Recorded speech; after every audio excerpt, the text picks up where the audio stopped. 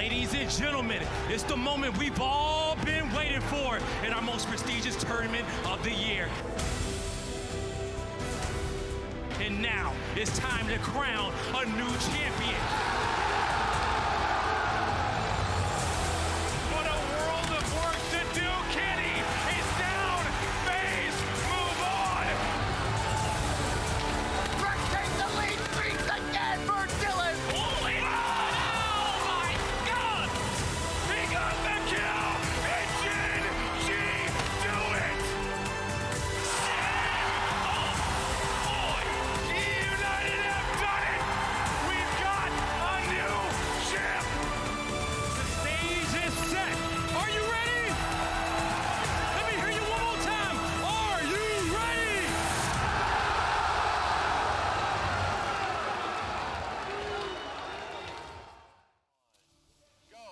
Welcome back to CWL Champs here in the Poly Pavilion at UCLA. Day number 1 did not disappoint. Upsets, shock. We could not believe the things that we saw on this desk. We could not believe the teams that were eliminated on the very first day of this 5-day event. I'm your host, Katie Bedford, joined by Ben, Chance, and Pac-Man on the desk. It's going to be a good day. I think maybe even as exciting as yesterday. But if you missed it, some of the big names that did qualify, United, Enigma 6, FaZe Clan, Units, and Envy have all qualified. And the biggest name to be eliminated, Gen G, are done. Yeah. They still have to play today, but they're done. That's tough. That's not going to be good for any vibes whatsoever. You lose day 1, you still have to come and play day 2. Luckily for the other teams in the group, it's not a game which is going to have any outcome of the rest. It's not as if you're like, oh, well, we need Gen G to win this series for us to have a chance. The rest of that group is relatively simple. It's just you win and you qualify. Yeah. Let's look now at our prize pool, $2 million on the line to be divvied up here in the next few days. You can see it. First place, taking home a whopping $800,000. Dropping down to second place at 260 and I don't want on to down from that. I'll take the second place. That's okay. It is a big drop, though. That's a huge match. That's a big game. You get to the grand final. There's a lot, yeah. There's a lot to be thinking about. 540,000 difference? That's a lot of money. That's it. Yeah. It's a 1v1. It's going to be like a Game 5, round 11, 1v1 for $540,000 for half a mil. Clint will die. That's the ultimate Who would you wager. want as the player on your team in that moment? Ooh, good question. That's hot. Don't people I know, post those tweets of like your month and what person I want has to to win? attach. That's also That's not a bad pick. That's a great That's just shout. decent. Wait, who would you guys pick then? Attach? Who would I take Simp this year. Simp? I have no idea. I'll take it Beezy. Screw it. Throw out a sleeper pick. It's one that doesn't make any sense. He'll just 2 people fly out. from one team. That's pretty good. Pretty good. United won last night. All right, let's look now at our groups. See how things played out yesterday. See how things started to fall. Gen G wasn't the only one eliminated. Mazer, Animosity, and Legend Status were also eliminated. You can see how these groups are starting to play out. The shocker, of course, being Group B with Enigma 6 on top and Gen G at the very, very bottom, but also Group D with Envy sitting on top after they took it down to Reciprocity last night in that final alpha match. Yeah, fairly surprising. So Reciprocity, like, pressure's on. They're like in the power rankings, everybody has them as like a top 6, top 4 team, but pressure's on. They need to make sure they at least make the bracket play because crazier things have happened. That is very true. Let's look now at our second set of groups, E through H. And again, you can see it there. Some not so surprising at this point. You know, Evil Geniuses, 100 Thieves, Splice sitting on top. Of course, Evil Geniuses and Optic both 1 and 0. But I think the second most surprising thing of yesterday was Luminosity getting 3-0'd. Now they're in a really tough spot where they need to win both matches for sure, and even then, they still may not qualify depending on what happens. I mean, there's a chance in about 45 minutes, LG could join Gen G, actually out of the World Championship. That is very true. UYU and Singularity both win their games. LG and Vanity are both out, so it could be very, very simple. Yeah, let's pull up the schedule then, because as they just said, Luminosity could be done today as well if the stars do not align, because they kick things off with UYU to start off the day, followed by Splice and Heretics. But yeah, that's going to kind of be like right at the beginning of the day. Is someone else done? Yeah. You know, maybe. Like it is. Formal, Rack, everyone else, Slacked, are they done? I think 100 Thieves and Midnight, both of those guys were also in action as well in our first set of games. And there's a chance where if both of those teams win, Sicario and Fury, they're both out as well. So we could actually knock 4 teams out within the first hour of today's show. So looking at this team, you can see them on the screen right here. I mean, John. Drama, Chance, drama. What do you think is going through their minds right now, knowing that they got 3-0'd yesterday? Words I can't say on the stream. Yeah, of course. We do Honestly, have to keep it they're PG, also at a spot where they got a little bit, I wouldn't say lucky, but the schedule did benefit them in the sense that they lost, they got 3-0'd, but they did get a whole day to go home and recollect and, you know, just come out better today. Unlike Gen G, where it's like we lost and we have another match in an hour. Yeah. That's hard. It's tough. But they come out today and, you know, step up and win. I mean, they have to win this UYU game now.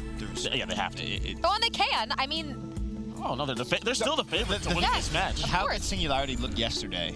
I don't see them dropping their game. I can't see it. And like I said, if both UYU and Singularity win, LG's out. So you're looking heavily on LG. You're still in a position where you control your own destiny, you control your own fate. It's not like you're desperately looking for another result to go your way. You play 2 games today. Win them both. Worst case scenario, it somehow goes to a 3-way tie. Sure, that's unlucky, but at least you did it yourselves. You're not relying on other teams to lose. And then keep in mind, because like a 3-way tie, they still might end up getting the short end of the stick because they got 3-0'd. So like not only does LG need the next 2 wins, but they need to win them, you know, 3-0, 3-1. Like you don't want to have a game 5 at all if you're LG. But to Ben's point though, all you can do now, that's over with, is, you know, take care of it on your own. Yeah, go ahead. Yeah, and we're actually ready now to get things started. LG desperately looking for a dominant win over UYU. Ben and Chance are going to take us through. Could be almost a crazy storyline, knowing that Classic, obviously former LG player, could be sending his former team home. He was a player who got a lot of flack back on the LG days. Everyone kind of used him as a scapegoat, if you will. And, well, it's interesting just how things pan out, really, here at the 2019 World Championship. But as you said, Game 1 underway. Gridlock hardpoint already. LG with a little bit of control. And it's honestly not just Classic for the side of UYU. It's like a band of misfits. This is like a completely new roster pulling from a bunch of different teams. Phantoms got dropped. Saints got dropped earlier in the year. And Methods, this is like the 4th new roster he's played with this year. So band of misfits trying to make the big plays, pull off the upsets. But obviously long way to go. LG completely dominated the first hill. To UYU's credit, though, they should be a little bit secure for the rotation. This is what we saw in the LG Singularity game. Oh, wasn't it? It was LG come out, start strong in every single map. It was then a slow and steady decline. But as you mentioned, so far so good. Sky's getting close to streaks, 300 away.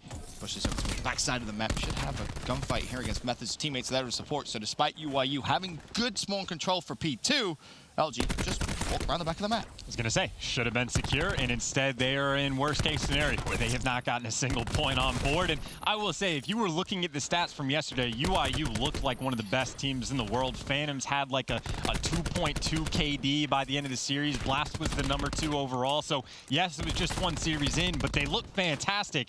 And that train apparently has come to a screeching halt. Skies has been casually working on these streaks for the entire hill. Ben, it's 80-0. Yeah, pretty dominant performance so far, I think it's fair to say. One more kill for Skies and he will earn those streaks. So far, UYU yet to get their first point on the board, but it's the rotation over towards Tree. Traditionally on Gridlock, where you do see comebacks start to occur. As it is, UYU tried to push out both sides. Instead, it's going to come down to Methods inside the hill as the first line of defense, but only a brief hold before the contest came through. Now you're just looking at slaying LG out. Formal last man up over towards Showers. He's forced to back away. UYU, they defend the first push. I mean, barely. It's like a little bit, but 20 seconds have gone by in the hill, and they haven't even collected all of it. LG, though, taking one more crack at the push. Phantoms, though, is able to take down 2. And, well, Skies wasn't able to connect with the score streaks. Phantoms on the other team trying to make do with potentially his, just 195 off. You got to get someone in the hill, though, right? I mean, this is a lot of time where you're just not collecting the points, and UYU had control of Tree. Would have maybe just reduced that deficit a little further. Although with 10 seconds left, LG can say, we don't want to challenge this. Let's back away, play for the spawns. It's really going to come down to #7 for UYU. That's going to be Blast. Try and make the play, pushes through mid-map, finds Formally, knows it's going to be a bigger LG presence, and unfortunately can't deal with it just yet, but his teammates were able to push out a Tree, try and dictate the spawns, and they've done that successfully. I mean, that was just instant. Just put the pressure in the back, get those back spawns. Now LG, they're going to be forced to take a lot of bad gunfights. Slacked is by himself, and frankly, he just needs to stay alive and wait for the support to come in. You can see a couple players, LG, Formal's trying to work his way around the flank, but I mean, depending on the timing, this is just a lot of time off the clock that UYU is taking full advantage of. Yeah, it's almost as if it's the same as what happened yesterday, right? A solid start, and then all of a sudden, a slow, steady decline. But LG breakthrough. They should be able to put themselves over the 100-point mark. There's really no chance of UYU to break through here as long as LG play this correctly. UYU spawning so far away, it's free time. And of course, you would have loved Skies to have picked up those streaks. It makes P1 so easy when you have the likes of a Hellstorm or a Lightning Strike, but no streaks for either side. LG go into the second rotation with a nice lead. Of course, though, LG, when they're thinking about how they're going to break in the first, Formal again is going on a full flank. He's able to pick up 1 kill, and honestly, at this point, he's just the distraction for the rest of his teammates to actually just go inside the hill. So the nade might do some damage on the man white car. Eventually, the kill comes through, and when the man on the flank is winning the gunfights, getting kills, it makes the pressure from the front that much easier, and LG just waltz in and take control. So far, you're getting some pretty good performances out of John. He's 11-8. Skies, of course, 10-5. Formal and Slack holding their own. And Brack, not too far behind, just kind of casually hanging out this game, it feels like. 7-8. It's one of the players that you look at for those superstar performances. As of right now, though, it is John leading the way. And as we flip over towards Sky's perspective, he's getting close to his Tempest as well as he pushes all the way back deep into the spawn for P2. And he's honestly just trying to stay alive a little bit longer as well. If you die when there's 6 seconds left, you spawn so far out at the bottom left corner of the mini-map. So you got to make sure that if you're taking a gunfight, you got to make sure the timing is right. So UYU, effectively, they are getting a little bit pinched in, and you see LG able to pick up a couple kills. They're able to go through post, and look at where UYU is spawning so far out at the bottom left of the mini-map. All John needs to do is just stay in the hill here. You don't have to challenge anything, just play your time. Play for those streaks. 25 points all you'll need. Yes, it's great if you can put some shots down, get yourself a free EKA, but you have the likes of Formal pushing forward. Gonna have to take the gunfight. Gets the Lightning first, but unfortunately will not be able to earn the Hellstorm missile. LG, though, still trading on the hill, and this is a much better performance from LG than what we saw yesterday. I mean, they're making it look easy as well. It seems like every hill, they just kind of take their time, walk around the back, nothing too crazy. Like, no one's really making those massive plays. It's just systematic as a team, and again, it results in the score line. It is a 160-point lead going into Tree, which is the only hill UYU has really had any success on. Of course, this time, you get the Lightning, you get the Grass Slam, a Tempest, and a War Machine to make up for it. LG just have to break through, and honestly, they might end the game very early. 212-64. LG really making a point and a statement here in game 1. Forget about the sloppy performances yesterday. LG, after a night to reset, maybe watch some VOD, however it is a team, have come back here into day 2 looking like a different team. You still have John with the Lightning Strike. He's probably going to save that, though, just in case UYU do start to make a little bit of a comeback. It's LG controlling the spawns, though, for the new hill, which we'll see in about 30 seconds. Saints has been forced to invest the War Machine. He's getting close to streaks of his own, though, so this by no means over. Well, all he's really doing is keeping LG at bay, but LG have chalked the hill up. They're just trying to keep the pressure on those back spawns so they can secure it for next. Slack is going back to the old school Slack Slam. Connects with absolutely nothing but the Tempest from Skies. Gets all the chains in the world. They're going to start getting dropped back and forth, and they should be free kills if he wants to go get them. Somehow Saints stayed alive throughout all of that. He's still actually on his streak. He almost got grab slammed, he almost got chained twice, and is still alive, finds himself at least the Lightning. What else can Saints get? Nothing more. But he's gonna have to almost invest that straight away because LG, 232 points, and they have control of the hill. I mean, you don't even have time to invest it, though, right? You just got to make a mad dash towards the hill. You're not going to kill anyone inside the house with the Lightning, so he's going to go for it. At best, that kills the players in the back, and he does take down Slack, but now LG is just 5 seconds away from winning the game. The Lightning Strike, again, you don't get a great use out of it. They break through at 249, but the player falls with Classic, the lone man, stopping the clock at 249, Ben. But if I had to guess on who's going to win this game, You said that before. yeah, no, LG 100% have this in the bag. Well, just one more second. All they need. And the good thing is when you just need a second, you can play for scrap time. And that was what Slack was thinking about, try and sneak a win right from underneath their belt. But it doesn't matter because LG, they've already rotated. They've got 4 dead. And that is GG, map number 1. A much better looking LG. They go into this game knowing they need a win. And they showed it. Dominant performance there in map number 1. We're going to swing now to Charlie here in just a second, which is 100 Thieves versus Fury Gaming. 100 Thieves also took map number 1. start. Both of these teams up 1-0, but a lot more life out of LG than what we saw yesterday. A lot tighter of a performance. I mean, with a game like that, honestly, we probably need to make the point of, like, UYU, it's not like they're safe either. Yeah.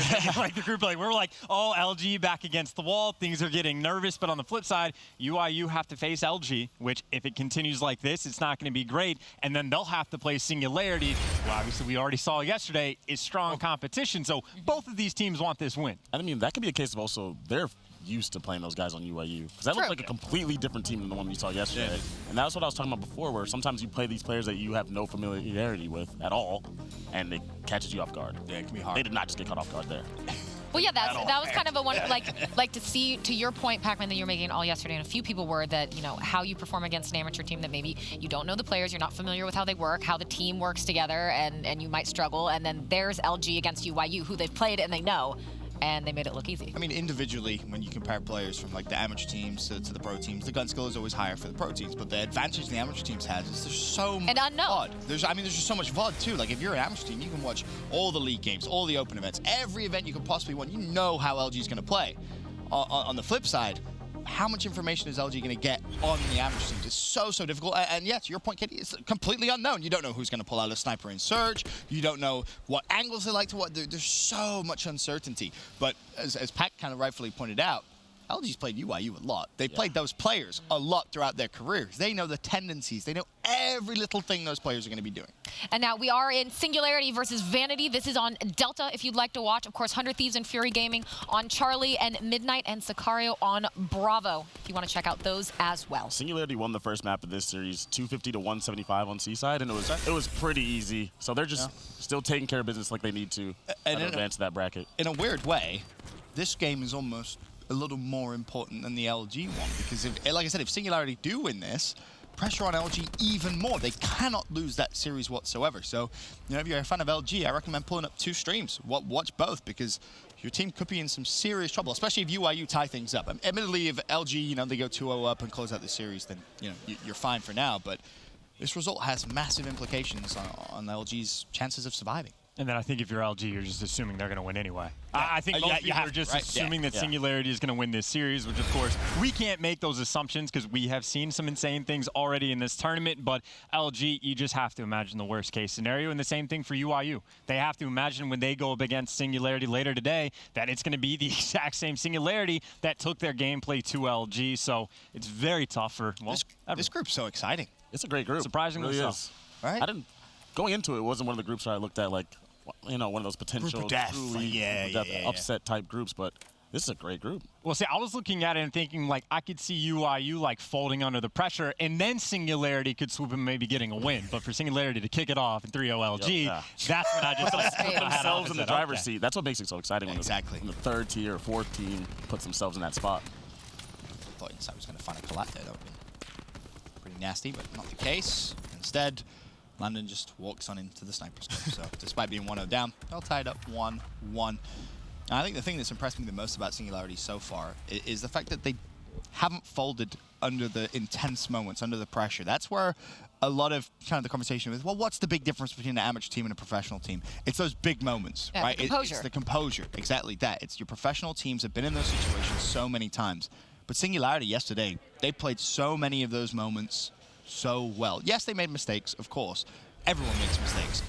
But the way that they stayed composed to close out maps against a big team in LG, that's what's impressed me so much about Singularity. Yeah, and I think probably another discrepancy between some of the pro teams and some of the amateur teams that we see is, like, we just watch Insight miss a couple shots with a sniper on players in the back, but how often we see pro teams just 2 players standing next to each other on the plat? It's like they're not scared of the sniper at all. You have to go against guys like Simp. You're going to be terrified of that sniper, and it alters the way you play search. So these guys seem a little bit more free on the map, a little bit less fearful of the opponent, which last round, it punished them. I was going to say, once you get sniped by Simp in a search and you realize it likes a dashy as well, that they can hit miraculous shots. You start to respect there's a couple of those guys where you just have to get out of the way. Because they take such quick shots, you can't even punish them, really. From deep, and it's like, well, I'm not challenging, I'm getting out of here. That's all you can do. Let's try and adapt a different strategy, because just peeking isn't going to work out. Vanity playing well so far in the search, to their credit. 2 versus 1. Comes down to Keza as last man up, and well, they know where he is as well. So with 28 seconds, Bomb will go down at A. Keza with a big job ahead of him. As long as Awakening and Willet play together. This should be a relatively easy one. 35 seconds left, or Willet. Keza makes it a 1v1, but he was just a little too weak. And again, if you want to keep watching what's happening with Singularity and Vanity, you can continue to do so on our Delta stream. But now, time to get back into Alpha, where the pressure is on LG. We can see if we get another dominant performance from them on this S&D. So far, Formal connecting with a snipe. He will drop. That was the second of the round, but the round over as almost quickly as we jumped into it, Chance. And for me, I'm not sure if you just kind of share the sentiment, but UYU have to win this search and destroy for me just to make this a close series. If not, you feel like LG is going to get that ball rolling. Absolutely. With the way that first respawn went, like, you don't imagine it's going to alter that much. And then UYU, when you look at them on paper, you're thinking, all right, they definitely have some great search players on the team. It should be at least closer to their bread and butter game mode. But then to tie it into a previous point about the snipers and versus pros, it's not like Method's even like through his shoulder, like peeked at all. He is barely on Formal's screen and just gets obliterated. Like, you have to play so differently when you're going against some of the best snipers in the world. UYU, we'll see how they make the adjustments. It's strange that when we talk about, some of the best snipers this year, obviously Simp, obviously Dashy comes up, but Formal's name not necessarily always thrown into the ring, but traditionally, throughout the years, he's been fantastic with a sniper rifle in his hands. And he showed you last round, he can hit those shots. Admittedly, wasn't a ridiculous shot, but he's at least consistent. There are different types of sniper rifle players, the flashy ones and the consistent ones. Formal can be a little bit of both. And now Formal's just not even taking the shot. He's been given not big opportunities. Again, UYU are peaking for a very short amount of time, but no shots fired, and now, of course, the rotation's coming in, but with trophies getting tossed, Phantoms knows the deal. Might be able to get some wall bangs. Actually, players just laying down all over Showers, trying to get the timing right, and, well, no one's died yet. The problem is, Formal has complete control of B, but is it too late to maybe rotate? 2-for-2 trade makes it a 3 versus 2 advantage. UYU, but Formal's now hit the flank. He finds the first, he finds the second! Classic sits back in his chair, unsure how he just got evaporated. But Formal makes the play for LG. That is a very strong gun. I will say that RK7 can do quite a bit of damage. Obviously, I think one of those players is weak, but I don't even know what the second guy was. And, well, we saw Formal get the play that won the game, but the best one is by way of classic. But that is a tough round to swallow. Not a fun one to have to bounce back from when you think you got it. All of a sudden, a pistol shooting you in the back, and your dreams of the round have been crushed. It's tough for UYU, too, because they knew Formal was sniping down B Street. It's just, you have to essentially guess, is he going to wrap all the way back and try and take some snipe shots from UYU side and from LG side and Showers, or is he going to flank? And, well, he picks the flank and punishes UYU massively in that round. First blood, though, does come through. Skies falls, and bomb planted at A. I mean, this is best case scenario. You get the first blood. Now, it's Formal with the sniper, who, again, you just don't really even have to peek him. You got 5 men inside the site for UYU. LG, obviously forced to come your direction. So, Formal maybe leading the charge. Maybe if you can't find the pick, we'll just bait out with the pistol. But still, only 25 seconds left. This is what you have to do when you have a sniper rifle. You have to be a little more over-aggressive when you're trying to retake. He finds the first, almost. Not to go for the no-scope there, but this round, UYU should surely win. Brack, the 1 versus 3. Makes it a little interesting, but Saints instantly there for the trade. UYU, off the mark. And that literally just comes down to the first blood. At the start of the round, Skies was just playing for information. He didn't even want to take the gunfight, but stays for an extra half second, gets caught, and then UYU, they get the dream set up. They have no pressure when they're getting the bomb down. You can leave all the SOGs and Showers, and then you can team fight every single gunfight you're going to have. Making it look easy, Ben. Yep. Good response from them. Just slows down that momentum from LG because, trust me, they have a lot of that after game number 1. And as we said, this is a map which, for UYU, you want to keep the pressure on in this series. It's almost a must-win. Really anything could happen still. Method's a slow series so far. He struggled a lot in the hard point. Still not found a kill in the search and destroy. Neither was Phantoms, 0-3, 0-2, respectively. Formal peeks over towards B Street. No sniper this time. Changes back out to the Maddox. Looks as if they're going to wrap that bomb straight through mid-map, mid to A. Yeah, roughly the same game plan as before, but again, UYU, the last time they stayed patient, sat like stones, and they're doing it once again. Blast, though, he's got the entire team in front of him, and it's Brack that eventually takes him down. LG trying to pour on the pressure. The cluster slows him down for just a moment. Phantoms, though, with the pre-fire. Well, what is going to do? Wow. Just get him killed. All the Sogs flying forward, and the pressure applied, the pressure successful. You can't let John just do that. Hops out, gets himself a double. It was patient play from UYU, to your point, Chance, but almost exactly the same as what happened a few rounds prior. They wait, LG push, and LG just still take the gunfights and win them. And it's always a delicate situation as like an ICR player inside showers. Like you saw Phantoms going for the pre-fire, just hoping the guy overpeaks around the corner, and he's a bullet off in that situation. But I think you need the ICRs pushed up a little bit farther, like outer showers. Like if their game plan is to sit there and wait for him, I think you need the big guns in the back, because having one man lay down with the SOG isn't going to do too much for you. Method spotted Formal mid-map and went, nah, I'm good. I'm back away, don't want any of that fight. But Formal should know, well, he definitely knows now it's a B push. Comes down to you at least hit a few of these shots. Try and get yourself a first blood, because bomb's down. Post plant looks good for UYU. Formal makes it interesting.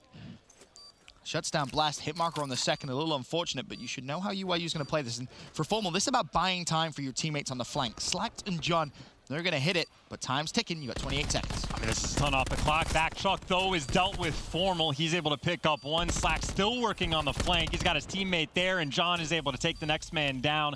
Classic, the lone man for the team. He's going to have to kill players off bomb. He's got to get past the man in post, and Slack can just throw shoulders or come out and dive, but Brack is there for the trades in the end, and they had enough control on the map that Classic couldn't make the big play. I mean, Formal was already 75%. Yeah, look, I'm trying to make it exciting. Yeah, no, I respect it. I respect it. Classic with some nice shots onto the second, but really, even if he kills Brack, there's no way he wins the round. Formal making the plays, though. The snipe, the hit marker, and, well, just licensed to just push straight through with his pistol. Good round out of LG. Yeah, it was really good teamwork as well, right? Like, yes, Formal gets that opening pick, but then he's baiting with his teammate coming through Ice Cream just to make sure you get the second guy in the milk truck. And then it was a coordinated push on the back end. They made sure to get the timing right. Formal sliding out with the pistol as the flank is actually coming in. No mistakes being made on the side of LG. Slow game from a couple of players here on UYU. Phantoms currently dropping the donut. Breadstick for Blast and Method so far, but Blast does find his second here. It's the only kill so far for UYU in the round. It's a 4 versus 2. Looks like a completely different LG now. Mentioned it in game 1, and they've continued that trend over into game 2. Phantoms trying to make something happen here. It's 2v3 now, though, as Phantoms does find one, but Classic baited into a challenge, and there's no way Phantoms is winning that. Yeah, keeping 2 men up top house is actually a really nice play coming out from LG. One man dips away for a second. Blast is like, hey, here's my moment. I got at least a second before he stim shots up, and then before he can think, the next player comes sliding out. But another round and seemingly another game where LG just is completely dominating UYU. Honestly, watching this makes me want to watch Singularity even more, just to see how good those guys actually are. Yeah, I mean, it was, what, a comfortable game 1. That's what Penguin was telling us after map 1 of this. They were 2-1 down in the search when we left them. 5-2 now, up for Singularity. So, again, showing incredible composure. On cruise control. And then they, of course, get UYU later on today. But in this game, it's Formal thinking about streaks, but way more importantly, just the round and game win. Blast, though, with the nade is going to shut him down. And actually, UYU, a little bit of life. A couple string of kills go their way. The nade was helpful, but so was Classic. That just snapped onto whoever that was. UYU. Still, though, a very unfavorable situation for LG to win this round. 2 versus 4. UYU, they're stacked to one side. Saints needs to be careful. You know Skies is there. You don't want to give them anything unnecessarily. The Saints will fall. Pretty poor positioning on his part. Skies now just wants to push through. 2v2, 2v1, 1v1. Skies has him weak. Classic falls. That is unacceptable from UYU. And Formal knows. A little bit of trash talk there from him. A round they have no right to win. And that was just terrible. What? Absolutely terrible from UYU. And Great, continuing onward from Luminosity, getting that second map. A little bit of a collapse there from UYU, but here's our scuff play of the game from Formal, of course, closing out this S&D as well, and excited about it. You can see, again, LG, this is so important for them. They need to win every map. They need to dominate every series after getting 3-0'd yesterday. Again, we're into day 2 of CWL Champs. We've had a lot of shockers coming off of day 1. LG, you can see there on Alpha, being one of those teams, very much so looking to get a few more wins to continue on and get out of groups. On that note, we will be back with more Call of Duty in just a minute.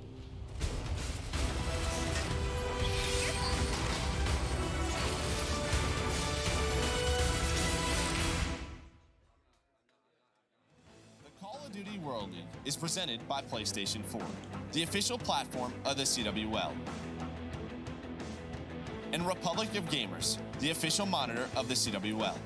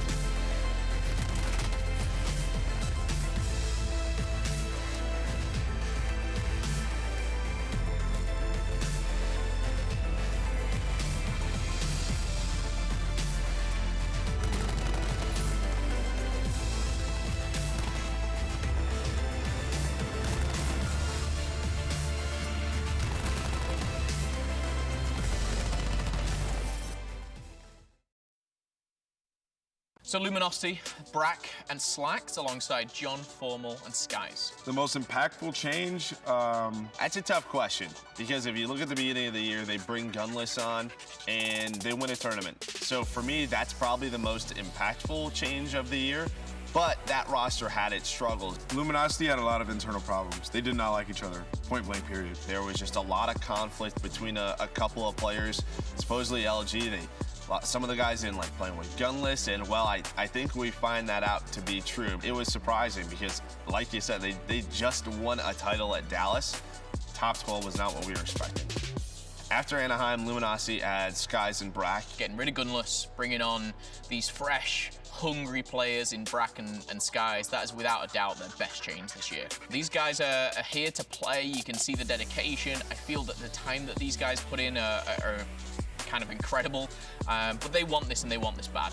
I think LG's ceiling is first. I think they are a good enough team to win a title. I think LG have a really good future. They showed promise, and I think that, again, we're seeing better stuff from Luminosity consistently. Some of those young players usually have, you know, that problem where they don't want to listen to authority. They don't want to listen to you and learn.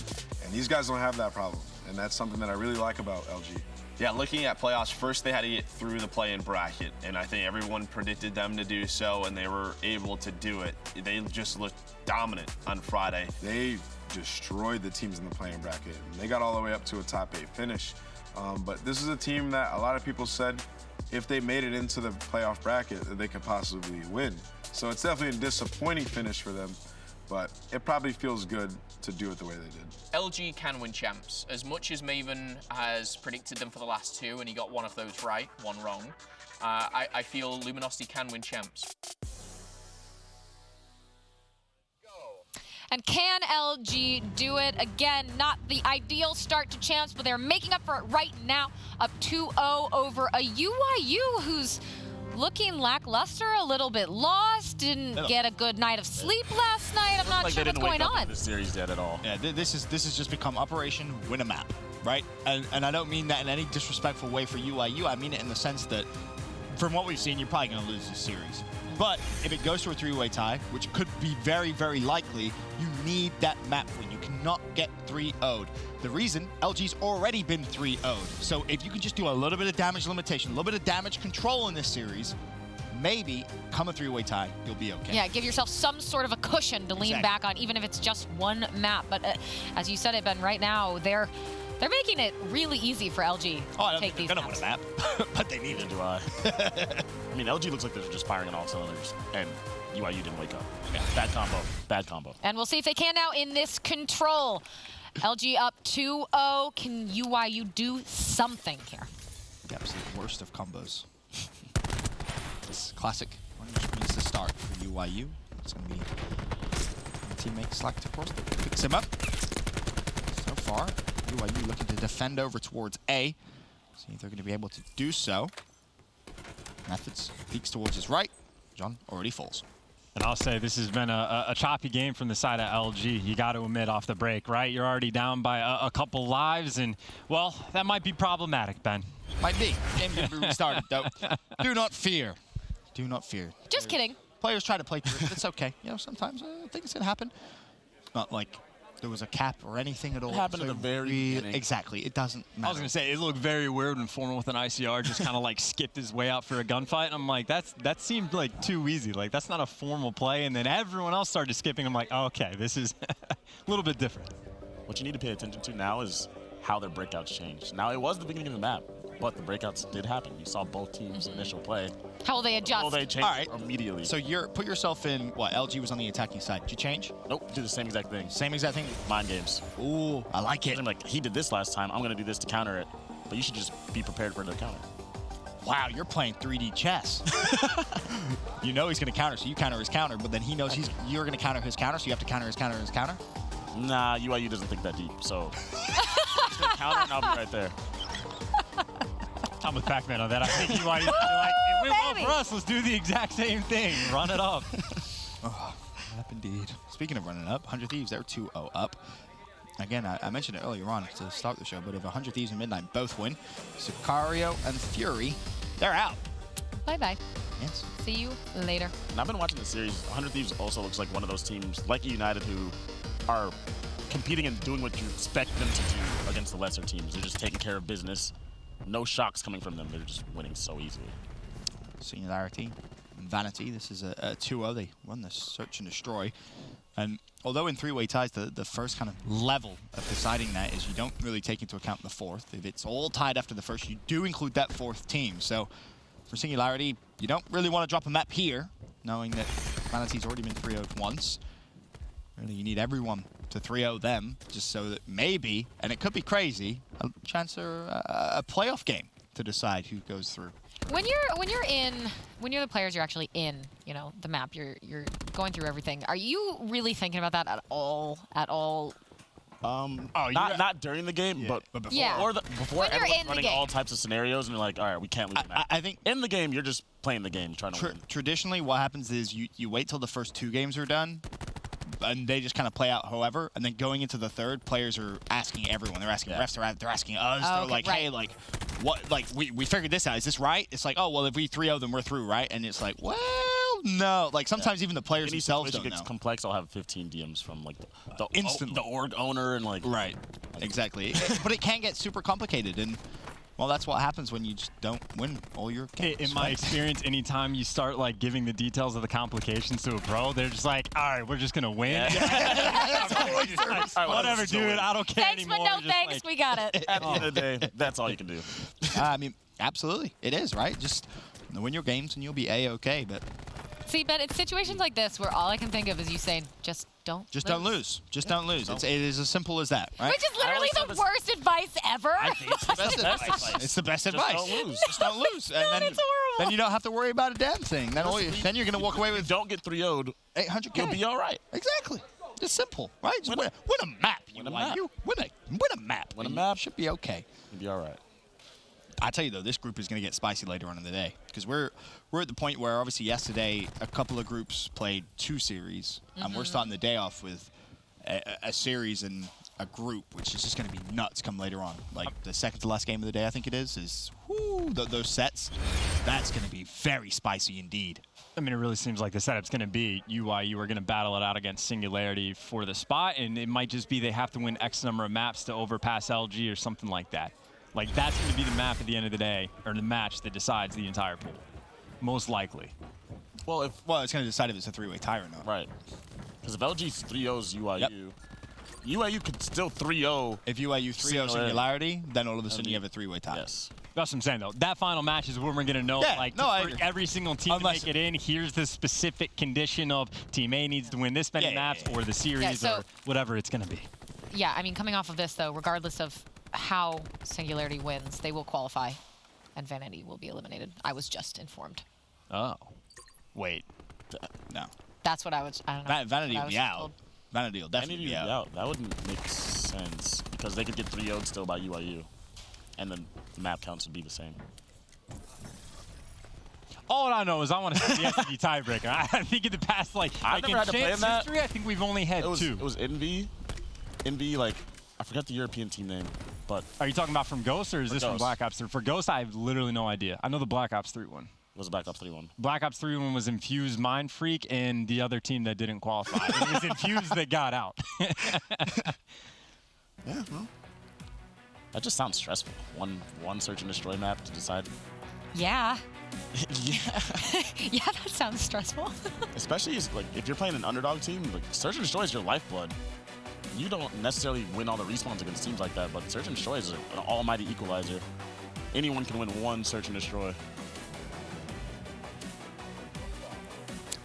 Right now, let's swing over from Delta again. Singularity and Vanity on Delta, but going into Bravo.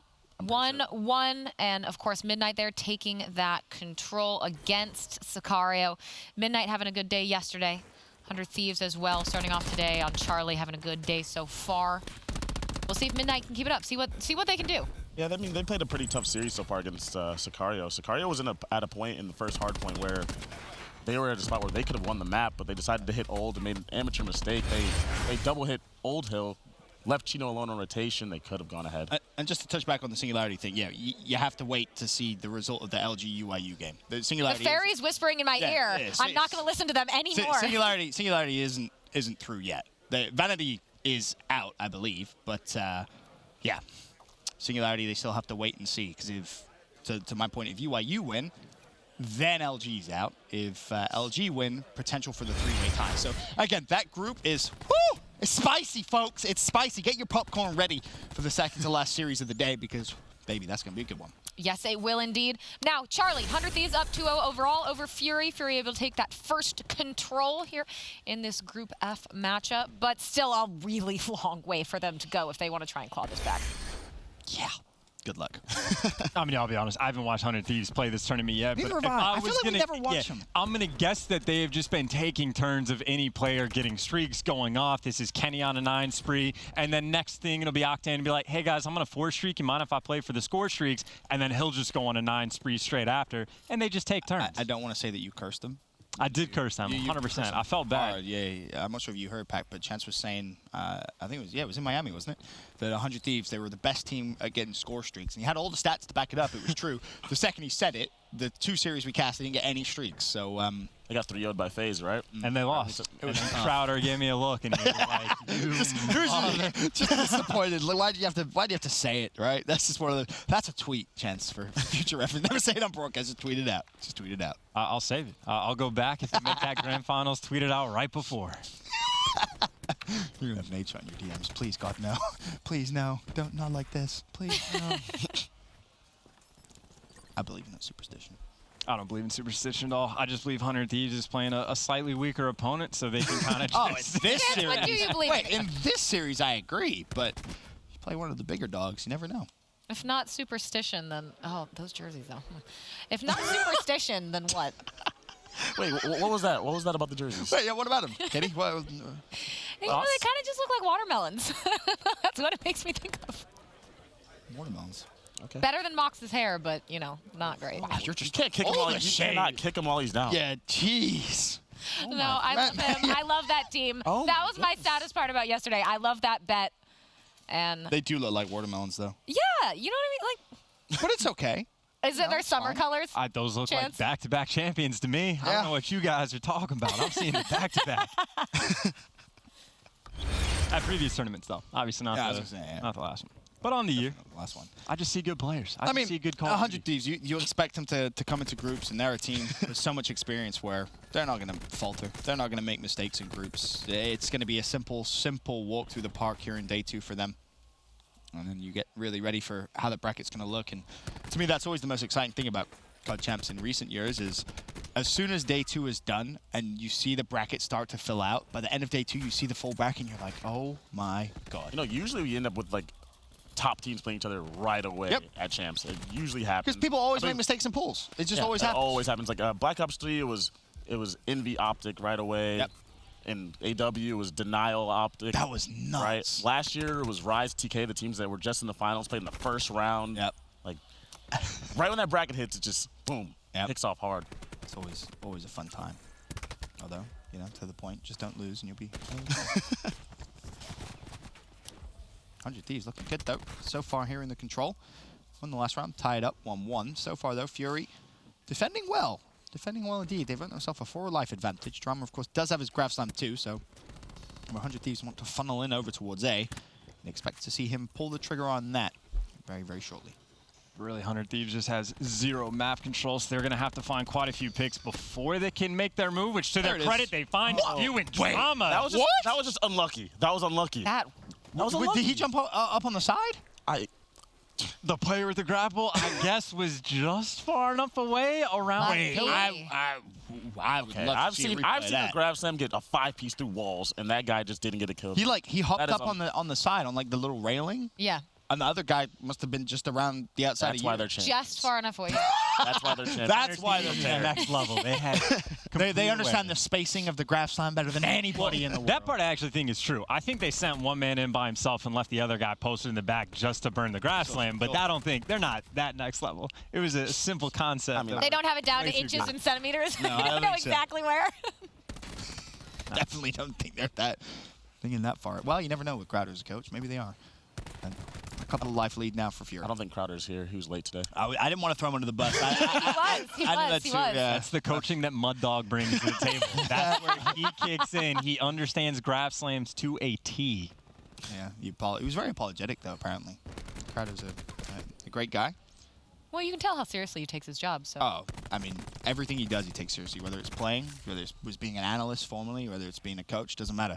Everything he does, he goes full force at, and that's why he's been so successful throughout his career. It's funny because he was a player who not very many people had as like one of the greatest of all time. But when you look at the accolades, you look at what he was able to actually achieve in his playing days, the man's basically done it all. It's very, very impressive. And then, takes that to the analyst role, takes it to a coaching role. It's good to see him and slots in having as a success. coach so I effectively. just wish, I'm going to say it, I've said it before, he should never change his damn name. I don't care who. No, he got forced off. He was too polite about it. He was like, yeah, I'll change. I'm not bothered. No, I know, There was two replays. It was formerly known as replays. He's It getting was two- contacted so much as replays. Yeah, The but other replays. change the other replays. This is a world champion. I still call him Reap. Yeah, me too. So Yeah. He's reaped. I just wanted to go on a mini rant since about 2007. that. Yes! I'm not calling you Crowder? Always going to be reaped to me. Always. But so far, control, pretty interesting one. Man, it's not too shabby. You know, the only way to complete a reverse sweep is to go down 2-0 in the series. Fury obviously is aware of that, so trying to get the bounce back, because for a lot of these players, like, it's not their first rodeo, right? A handful of them have been at Champs before. Teddy RX and Ramby, I think on the same team last year, had a decent placing, made it to the top 16, so they've made it out to the bracket before. Obviously, the road this time may be a little bit more difficult to get past 100 Thieves. And of course, we will be getting Luminosity and UYU up and started again soon on Alpha. Just a couple kinks to work through. So if you're waiting on that, continue to be patient. Watch Charlie with us instead. 100 Thieves and Fury. Fury looking to hopefully close out this control and maybe extend the series. Someone has to slow Kenny down. 25 and 13. Obviously, he already had some streaks. This could be his second Tech 5. May have to invest it this round. We'll wait and see. So 100 Thieves down 2-1 in the control as Fury looked to, as Chan said, make a little bit of a reverse sweep, make a run. So far, Frosty pushing in, shuts down Enable, and they'll start to cap A. I mean, 100 Thieves, they're going to have to start to invest something, right? It's got to be either the War Machine or the Tempest or all three. Priest, if he can find a way in, but at least two of the specialists are going to have to be used, if not all of them. But frankly, you probably want to use them sooner rather than later, just so you know how many you can save towards the end. But right now for 100 Thieves, it's all guns. They're just trying to find the picks, and to their credit, they're finding just enough to get inside at the final seconds. The 5-man wipe should come in. It's the 1v1 in the hill, and Octane has to be the cleanup crew. I think he was able to pick up 3 on the way. And invest attack 5 straight away as soon as everyone's up. Only Octane missing the increased health boost, but A, defended for now. They'll decap the third tick. Fury, they got 30 seconds. You win a wave of gunfights, A will be gone. You'll get a minute extended, and you can work over towards B. But Priesta uses the grab slam. He finds 2, but still, Fury just walk on in. Kenny's going to drop now. It's basically a 1v1. And Abel wins the fight, and Fury off spawn. They're forced now to go to B. Yeah, drama goes massive just to kind of keep those lives as even as possible. Instead of being down by 4, only 1, and they get clearance over towards the B site. And honestly, this is another question for 100 Thieves. Do they want to invest a Vision Pulse, or do you want to pull out the Tempest, or do you want to keep getting destroyed in the gunfights? Because it looked like Fury might have just turned up. Well, drama's been all over the place. I feel like he just got a triple, and now he's coming around and playing clean. Very well. He's playing very, very well indeed, and he's not done yet. He actually gets it to A, stays alive. Now you have a minute 17 to get 1 tick into A. This is extremely doable. And if Drama gets 1 more kill, there it is. Grab slam available. I mean, 100 Thieves are in trouble. They're in a lot of... Okay, all right. They're in a whole world of pain right now because War Machine's out for Teddy Rex too. This is going to be a very, very big defensive stance. And 1 more death from 100 Thieves and you're down to your final respawn. There it is. Just 5 lives remaining. Oh, final respawn. Got to pull something out of the bag. Okay. Priesta is able to find 2, so it's only a 4v6. A 2-life difference is not a ton. Of course, Fury gets that 1 extra respawn. The problem is your vision pulse is down. Enable, he's not going to be able to respawn. And he wasn't able to actually invest that yet, so it's going to come down to a couple players to go for a 2 versus 5, but the flank is in. That's it. And Frosty gets both. So Fury staying alive, pushing this to that map 4. Yeah, honestly, uncharacteristic mistakes out of 100 Thieves. They wiped everyone off A point, and Slasher pushed up elbow. They were set up at B, and they lost all those fights after that in a spot where usually that's where you see them hold and win those rounds. But credit to Fury, man. They played big. And Octane also finished the game having never pulled out the Tempest. Tried to sit on it the entire round. They burned everything else, burned the grab, burned the Vision Pulse, and never got a solid use out of really any of them. Yeah. All right, let's move on to Bravo. Again, you can check out 100 Thieves and Fury. Fury extending that series with their control win on Charlie. But now, Bravo, Midnight, Sicario, map 4. This is pretty much tied up. This is just how the first hard point went, too. It was tied the entire game until the end when Sicario decided to hit the overkill late and lost rotation. But these teams seem to be very evenly matched in the respawn. in terms of Group F, Sicario fighting for their lives here. Midnight and both 100 Thieves win. Both of those will progress through. Sicario and Fury will be out. Pressure's on him. Pressure's on them, but they have a nice little lead here. You can see Midnight, well, they're going to take one more crack at the break. Zaptius is going all the way around back, and I think he's just waiting for the timing when he's expecting the guy to not watch the back anymore, because why would you go on the full flank with 20 seconds left? But it's to get those 20 seconds. So they'll go into the next hill down by, I don't know, about 10 points, and frankly, they got about a 50-50 shot at breaking this hill as well. So this is where War Machine's going to be used. Those Zaptius falls. It's Exceed that pulls it out. Now, no, Chino does have a lightning strike as well. Unsure if he's used the ping or not, but he's also getting very close towards that vision pulse as well. So a chance for Sicario to force a game 5. Again, COD Champs' life is on the line here. I got the Tempest coming out, missing a couple shots. The third one's good. The trade, though, is in. That is going to be a Tempest gone, and maybe not amounts to too much. Sicario's still in control of the hill. We'll see how much more they can get, but now Frosty's trying to take his turn, pulls out the lightning gun, and, well, he's able to dodge a little bit. Hits a nice shot on Proto for his teammates to clean up the kills, and they're able to at least get towards the hill, and it looks like Llama God honestly just doing it himself. He's able to go and find 3. The Tempest was almost negligible on the break. It certainly helped, but Llama God helped quite a bit more. Just there to scare. That was his same, really. Llama just walked in. He was so worried about not getting hit by the Tempest. He was able to pick up 3, and the scrap time is good for Zaptius.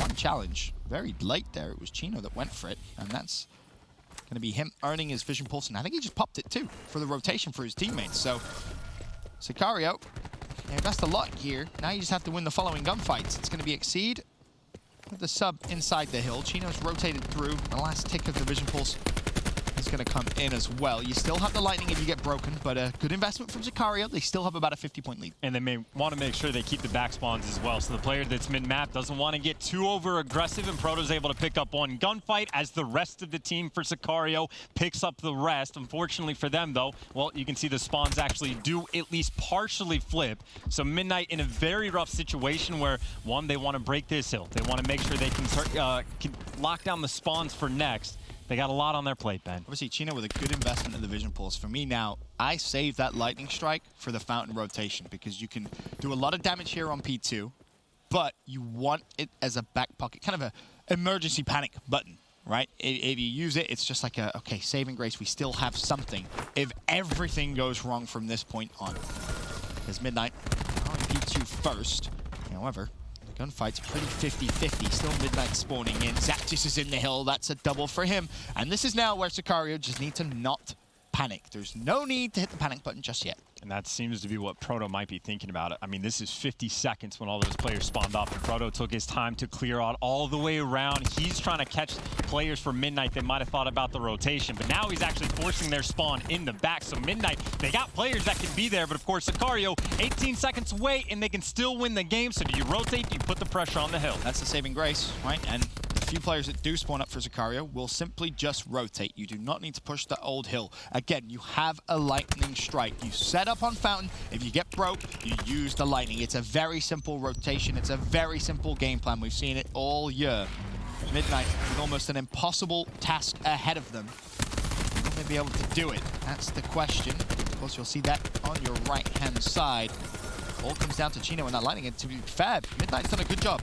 And it is Seaside, so really, who knows at this point? But again, anything can happen on that map. Bravo. Midnight and Sicario, you can continue to watch that there. But Alpha finally back on track, ready to go. Luminosity and UYU. See if maybe this downtime has given a little more life to UYU, help them wake up a little bit, maybe put up a bit more of a fight against LG. I want to say, good composure from Sicario. They close it out, and everything that I wanted to see them do, they do perfectly. There's no panic. They hold the lightning strike till the right time. They get fully set up. That's going to a game 5. So another interesting group. We're starting off today with some nice games and maybe a little bit of drama too. It's exciting stuff, so much so that I almost completely forgot that we were casting LG and UYU. It feels like it's been quite a minute, but if you're a little bit late to this series, LG completely dominant on the first 2 maps. I think it was, what, a 6-2 win in the Search and Destroy, 50-70 or something along those lines for the hard points. So UYU, they're happy for the break. You get to hit the regrain, maybe shoot some bots, get the shot a little bit warmer to try to turn something around. And to their credit, very solid defensive round so far. Quite a bit of map control in their favor. They just woke up, that's for sure. There's UYU with a 5 life advantage. I said it before, Pac said it as well. Basically, operation, win a map. something through UYU, just in case of a three-way tie. Doubtful that they'll win the series. You're now looking at a reverse sweep against the inform LG, it seems, today at least. Definitely weren't informed yesterday. Formal, a slow start from him though, 0-3. As A capped up, minute 14 to cap B. I mean, slow start, but at the same time, you were getting seemingly dominated off the rip, right? But they're only down by 6. Now make it 7 lives. UYU, they get the nice map spread. So for LG, essentially, they just want to try to get a 5-man wipe at UYU. So spread out across the map. Saints is just in their back left spawn. He's being annoying, and he was able to pick up 2. John gets the beat down, but again, UYU, too much pressure on the hill. They have invested so much just trying to hunt Saints down, and, well, he was on a 4 spree just to keep LG at bay. So the bounce back is there. UYU definitely looking good for this first round.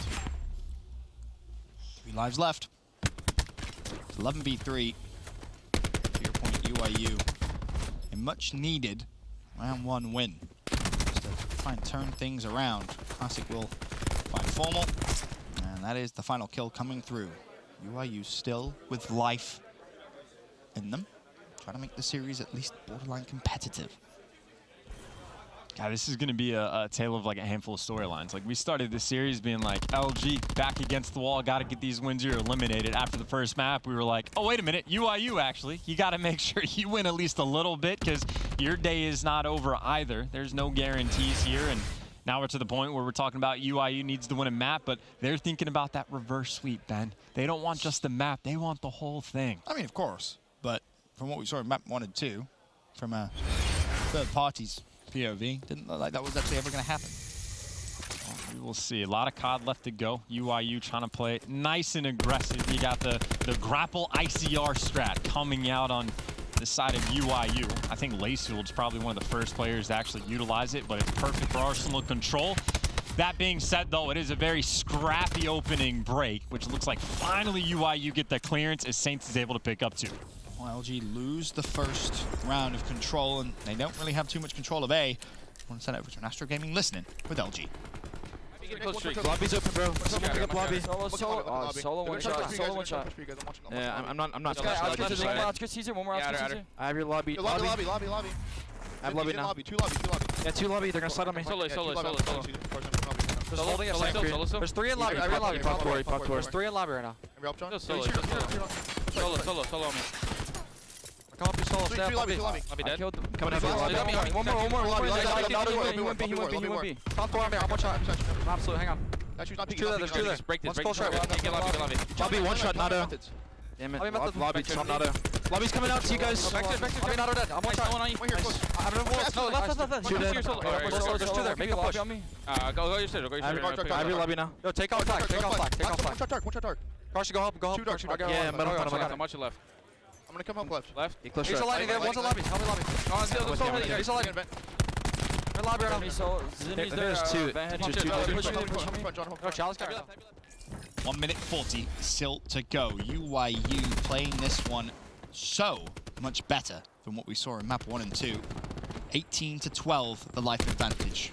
That 11 as Classic finds Brack, but still no ticks of progression into B. Now the push comes through. Skies, the ICR is going to have to wide peek over towards Methods, but as he does, teammate assists with the shot, so B can start to be capped up.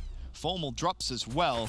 Whether this goes to just kills or even caps, doesn't matter. It looks like UYU's going to win this round, Chance.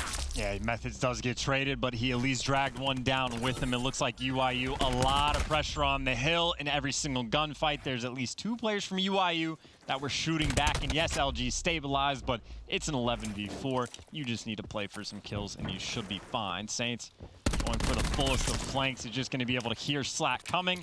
Turns it into a 11v3. And UYU poised up. They're going to be up 2 rounds to none. Bar some absurd clutch coming out from LG. Just take your time. That's all you have to do here. Find an opening, find a pick yourself. A minute to go. You do not want to solo push because you are giving LG life in this round. A round which they have no right to even make competitive. As John finds another kill and gets away with his life. It's baby steps and Classic and Phantoms finally put a stop to what, at least for a brief second, got a little concerning. Yeah, I mean, we got a taste of UYU's teamwork on the search and destroy. I think there's definitely some moments where their positioning is bad, where they do not time out the challenges very well, and an example of it there, but that's the beauty of having an 11v4. You can afford to throw away. You make a lot of mistakes. Lives. Yeah, it's you did the hard work at the beginning. Again, for three-way ties, map wins here are important. And of course, a series win would be massive for UYU too if they do get some momentum and some life. If UYU and both Singularity win, LG and Vanity are out. Singularity, I think, were cruising through their third game. They were 2-0 up in the series. Honestly, with how long the delay was on this game, they may have already won that game through. So, in fact, no, they did. Yeah, we saw them win. So, yeah, they won their series. So, I guess if UYU is able to reverse sweep LG, oh, that's a hell of a way to get eliminated, isn't it? Really, reverse sweep as well. That's brutal. The knife getting twisted. Yeah, no. Great. LG, of course, still up in the series too. Painful stuff, but honestly for UYU, now just thinking about this map pick a little bit for them, anytime you get to run a double ICR setup, you get one in the hands of Methods, one in the hands of Phantoms, you got to imagine that is where those two players are absolutely at their most comfortable. So success thus far, but of course if you think about the ICRs on the flip side, Formal's not too shabby, and Skies has been close to elite, just not in this game. Both those players hanging out a little bit negative. I mean, they've been shut down, plain and simple, right? Skies is 8-12, Formal 6-14. Formal started off the first round where he didn't have a kill for the first minute and a half. So it just shows you, UYU, to your point, definitely in more control. And well, with 20 seconds left and zero progression in either A or B, they might actually just 3-0 LG here. And you just got bodies for LG all over the map. Players trying to flank in through window while the rest of the team is actually just pushing B. But Phantoms now is the lone man defending and stunning himself. And Blast, well, he's going to punish his teammate for the bad stun. Gets the team kill, and LG, talk about a breath of life coming their way. 3 bodies over towards B, and at least 1 tick is going to go through. Now, Phantoms might actually push a late push back steps, especially with that stun not connecting. Classic has a grab stun, but you probably don't want to see him invest it over towards B. Instead, it's going to be Blast that pushes through. He finds himself the second, keeps it contested, but B will surely go unless Saints can go big for the team. No! Slack, turn, and burn. LG kept B, a minute 10 on the clock, a 1 life advantage. But now you're funneling into A. Classic has a grab slam, and that's really all you have to worry about. Blast the Tempest as well. UYU still in the driver's seat here in this round. And it's got to be Classic. It's got to be Classic to make the big play. It is definitely worth the investment if you can set yourself up for a slam, and he's waiting for it. Once the door open, commits an LG position around it perfectly. They don't stand near the doorway. They get 2 kills. 1 tick is through on A, and that's even less they have to deal with. And you say that, and the reverse wipe is there. Okay. A complete waste of a grab and a 5-man wipe. So it's 6v6, 50 seconds. UYU with control. Vision Pulse is out. John's invested it here. Methods can't counter because he hasn't earned his yet. And Skies gets a double. 6v4. LG, they've just walked into A.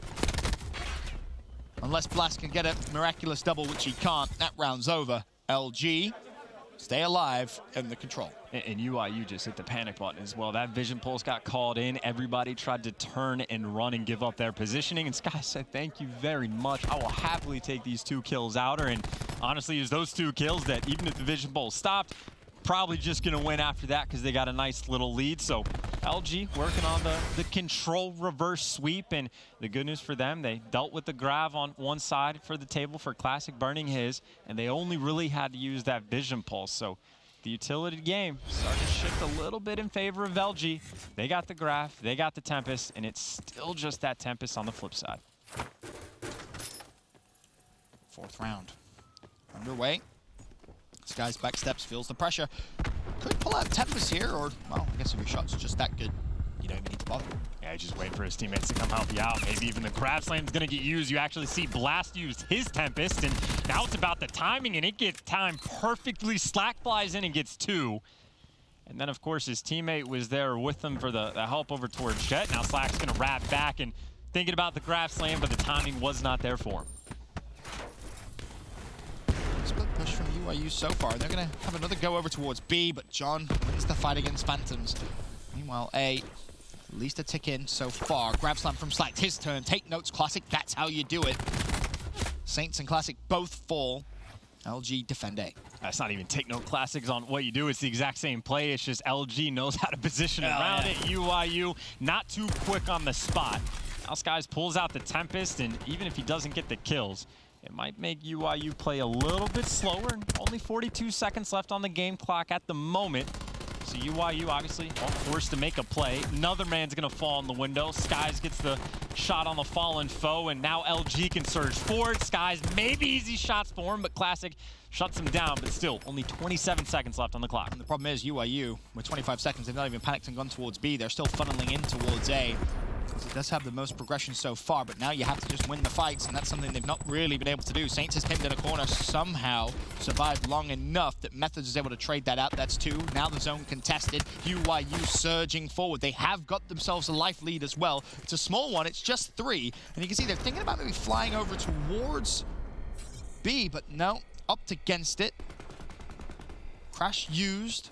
A capped, minute 12 to try and cap B. Methods close to some streaks too. Well, for LG, you got a player pushed up aggressively in a trophy. You got an ICR on Jet. You got Brack watching the flank. John's got control of mid. So LG, they have all their bases covered, but they also are spread a little bit thin. UYU, they get some nice double challenges. There's opportunity for them to play for picks. We pointed out, slow start from Formal in round 1. Still not really improved. It's almost triple negative.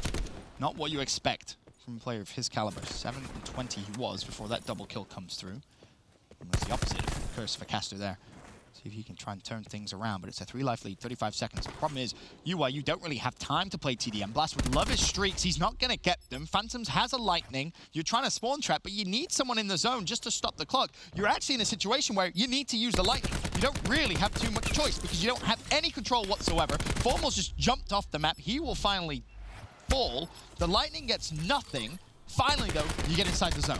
Of course, now UYU, I mean, they got the 5-life lead. They can do it in a couple different ways. LG, the pressure is on to win this game, down by 5 lives, trying to come back, but they've already had to deal with 1 lightning. More streaks maybe on board. Blast is going to get a second Tempest in 2 rounds, it seemed like. Now you try to flood up the back, you're going to get hit by lightning, a Hellstorm in the back pocket if they even need it, but it doesn't look like they do. The 10v1 and the cap comes through. UYU, they get the map they need. They extend this series even a little bit further.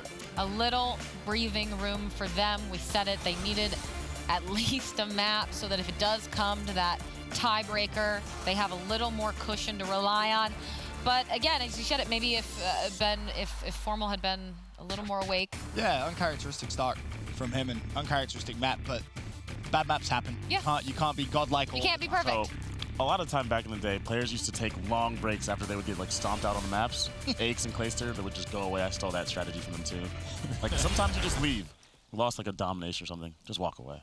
That was before the refs got super strict with us. Just walk away, and I think like deleys like that can just help you reset. Oh, massively. They're screaming. They just beat you down twice. They're screaming and getting hyped. And now they're just sitting there waiting for the next map. And UYU look completely Collect different. yourself. Yeah, It helps for multiple different. different ways, right? Because it helps you not only compose yourselves, go over stuff, maybe even just shoot some bots, right? Depending on what the delay is. But also kind of affects the other team as well, because when you have all that momentum, in fact, you know, when the ball's rolling and you're shooting well, just want to go. It starts to bleed away. Yeah. And then all of a sudden, that's paused, and then you come back, you lose the next map you play, you're in a high-pressure game, fighting for your lives. And that series just got interesting. Did in this series, of course, Game 5, Midnight and Sicario. It's been close the Did entire Thieves time. win? 100 Thieves did Yes. win. 100 Thieves won 3-1. Singularity 3-0'd Vanity. Those were on Charlie and Delta. So that means if Midnight win this Game 5 search, Sicario and Fury are eliminated. And obviously, 100 Thieves and Midnight are through. Talk about a high-pressure game that comes down to that Game 5 against a team where, I mean, maybe Sicario has a little bit more information on the other team, but not by much. And it's all for this. Ooh. Ooh. The reminder. Just in case you forgot. Just in case you forgot, Tommy can still snipe. He's not going too off with a shabby sniper on this map, too. A lot of picks inside showers. Usually you don't see a lot of snipers go in there as their default, but it's been working for him. I was about to say, at least not aggressively. Right. They like rat back after the round has progressed a little bit, but you got to be able to show some different looks, especially this late in the year. And Parasite making it easy for him. Just feeding kills to Tommy, but of course that bomb from Midnight is over towards A. Looks like Royalties, I was going to say, in a very aggressive position, but Proto gives him the hands for the nice little beatdown, and Sicario for, I don't want to say a comfortable 4v2, but it looked like it was easy for him. They make short work of those remaining players. And they're just getting another round on board, just trying to stay alive. Without sounding bias towards a fellow EU comrade, if I wanted anyone on my team for moments like this, outside of the obvious players, outside of your massive players, I want Tommy. I want Tommy. I know what I'm going to get from this guy. He's composed. Obviously, he's had some personal issues throughout the year, but he still finds his way to champs. He's one of the few players who's been there every single time. I want to be on Tommy's team. If I'm any of these other guys, I'm looking at Tommy for the experience. I'm looking for him to call the shots, and I know whatever he says is going to be the right play every time. Correct me if I'm wrong, but if Midnight or Sicario were to win this, I believe, does Midnight have to play 100 Thieves? I think that's their last game, yeah. Right. For So this 3 could be one of those. Yeah, another one of those. Spicy. Crazy, and it could be the 1 and 2 tiebreaker type thing. Could be the opposite of what's going on in the other group. So, like I said, the second to last stint of games, these two groups, I know me and Chance won't be on the desk with you, but you're going to have a field day. League Ops are going to have a field day in the back. Yeah, right. I'm not listening to them anymore. Calculator out. They've got the pen and paper on a whiteboard trying to figure everything out. All right, guys, you can continue to watch this on Bravo. No, don't pull me away. I'm sorry. I have to, Katie. Ben. I have to. No! I have to.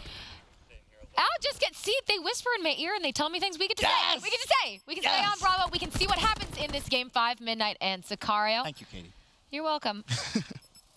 It's the Benson World League 3v2 Sicario. They just get another round where, like Tommy, the pressure's always on him to hit a nice shot. He does it to help get the first blood. And yes, he's traded out, but you give a little bit of wiggle room. Royalty, though, able to pick up one. He's got the dog as well. Linny, though, I don't want to say ice in the veins because it took him an extra second, but he gets the kill and the protection is there. Bomb goes down. Oh, Chino falls. That's his teammate. This is such a big 1v1 for Linny. You saw maybe questionable shots. Zap wins the fight. And there you go. He left his teammate out to dry. 4-4. He just ran away. Yes. Chino. The guy knows where the other guy is. He just planted the bomb. Planted the bomb. I wonder where he is, Pac. You can't leave your team out to dry in those spots. That's tough. Wow, this is coming down to the wire. Can we just, like, 2-screen double balls? I can't be pulled away from a game 5 for your life.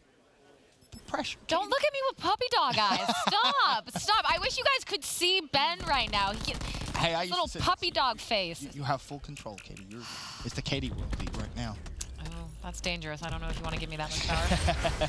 That really is bad communication right there as well. Like, it's not just leaving the teammate. Like, if he's leaving, like, that's fine. It's fine to not watch over after the bomb goes down, but then Chino can't challenge. So there's some sort of communication mistake where they just need to be on the same page. You know, if he doesn't get up, though, he's just laying down on the bomb, and he loses complete sight. They both would have given up sight of the guy, and he could have just slid to the bomb and killed him either way. Oh, I'm not saying I'm happy with him leaving. I'm just saying there was a couple things they could have done. Multiple opportunities to not make the mistake, but they'll give him a round. But that is just Tommy with another pick under his belt. He's barely missed any shots, and he's dominating the street. He's 10-4. But the flank comes through from Royalty, picks up 2. Midnight in a good spot to maybe close this out, or maybe not. Proto and Linny both find picks, and I think Proto may actually just hop on the bomb. Lamagod has to push through. They know they have him pinned. They just push, and well, there's 3 players shooting at him. Sicario will go up 5-4.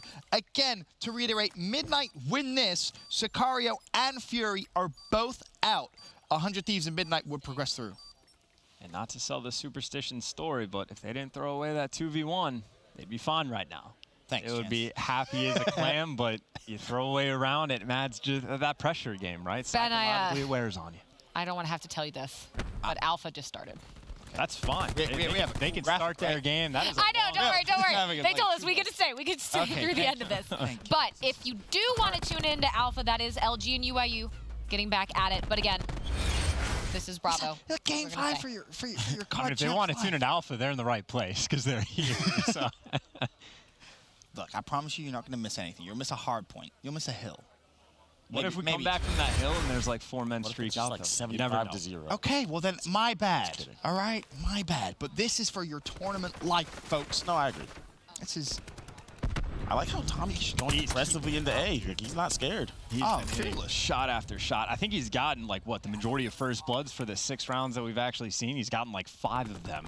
So Tommy's been putting in work, but obviously they got pressured out of the site. Midnight do a decent job of at least retaining control of A. But now they got to avoid getting picked by Tommy. Or? And they did so. They did so. Parasite comes up clutch, wins the one-on-one, and he's standing on top of the tree because if Tommy even hit the shot, probably would get a hit marker. I'm curious to see now how Sicario actually try and rotate because your first blood machine and Tommy falls. What's the game plan now? How do you adapt? Well, it looks as if they just hit straight through mid-street. No respect given to Midnight. Towards the B-bomb site. Shots go down, but the kill doesn't come through. Still a 5v4. They're just trying to hunt these players down over around the house. They got a couple SOGs at their disposal. They can afford to play aggressive, and Proto actually able to get the bomb down. It looks like Proto, he's out. He's free. That, not so big. This is going to be round 11. 4v2, 4v1. Chino last man up. Going down to the wire. Exceed would be huge. Exceed was in the biggest spot. Oh, that's impossible. That's a lot of gunfight. The bomb was planted perfectly for him, though. Like the absolute best scenario he could have had. But around 11, again, Midnight wins. Sicario's out. And we've talked about all those clutch snipes that Tommy got this round. It was Parasite on the flip side that not only got that first blood on Tommy, who was still sniping, but then when top house, like he won a gunfight against a SOG in top house, not easy stuff. So Parasite coming up big as well. I mean, 2013 world champ. You know, he has some ice in his veins, but here's exactly that gunfight you were talking about, top house. And he flies straight out, humps his teammates out. Not much you can do, but around 11, again, Sicario must win. Do you keep the snipe out if you're Tommy? Absolutely. It's worked every round we've seen so far. His stats have obviously looked good, so he's obviously had an impact on the map. Don't change it.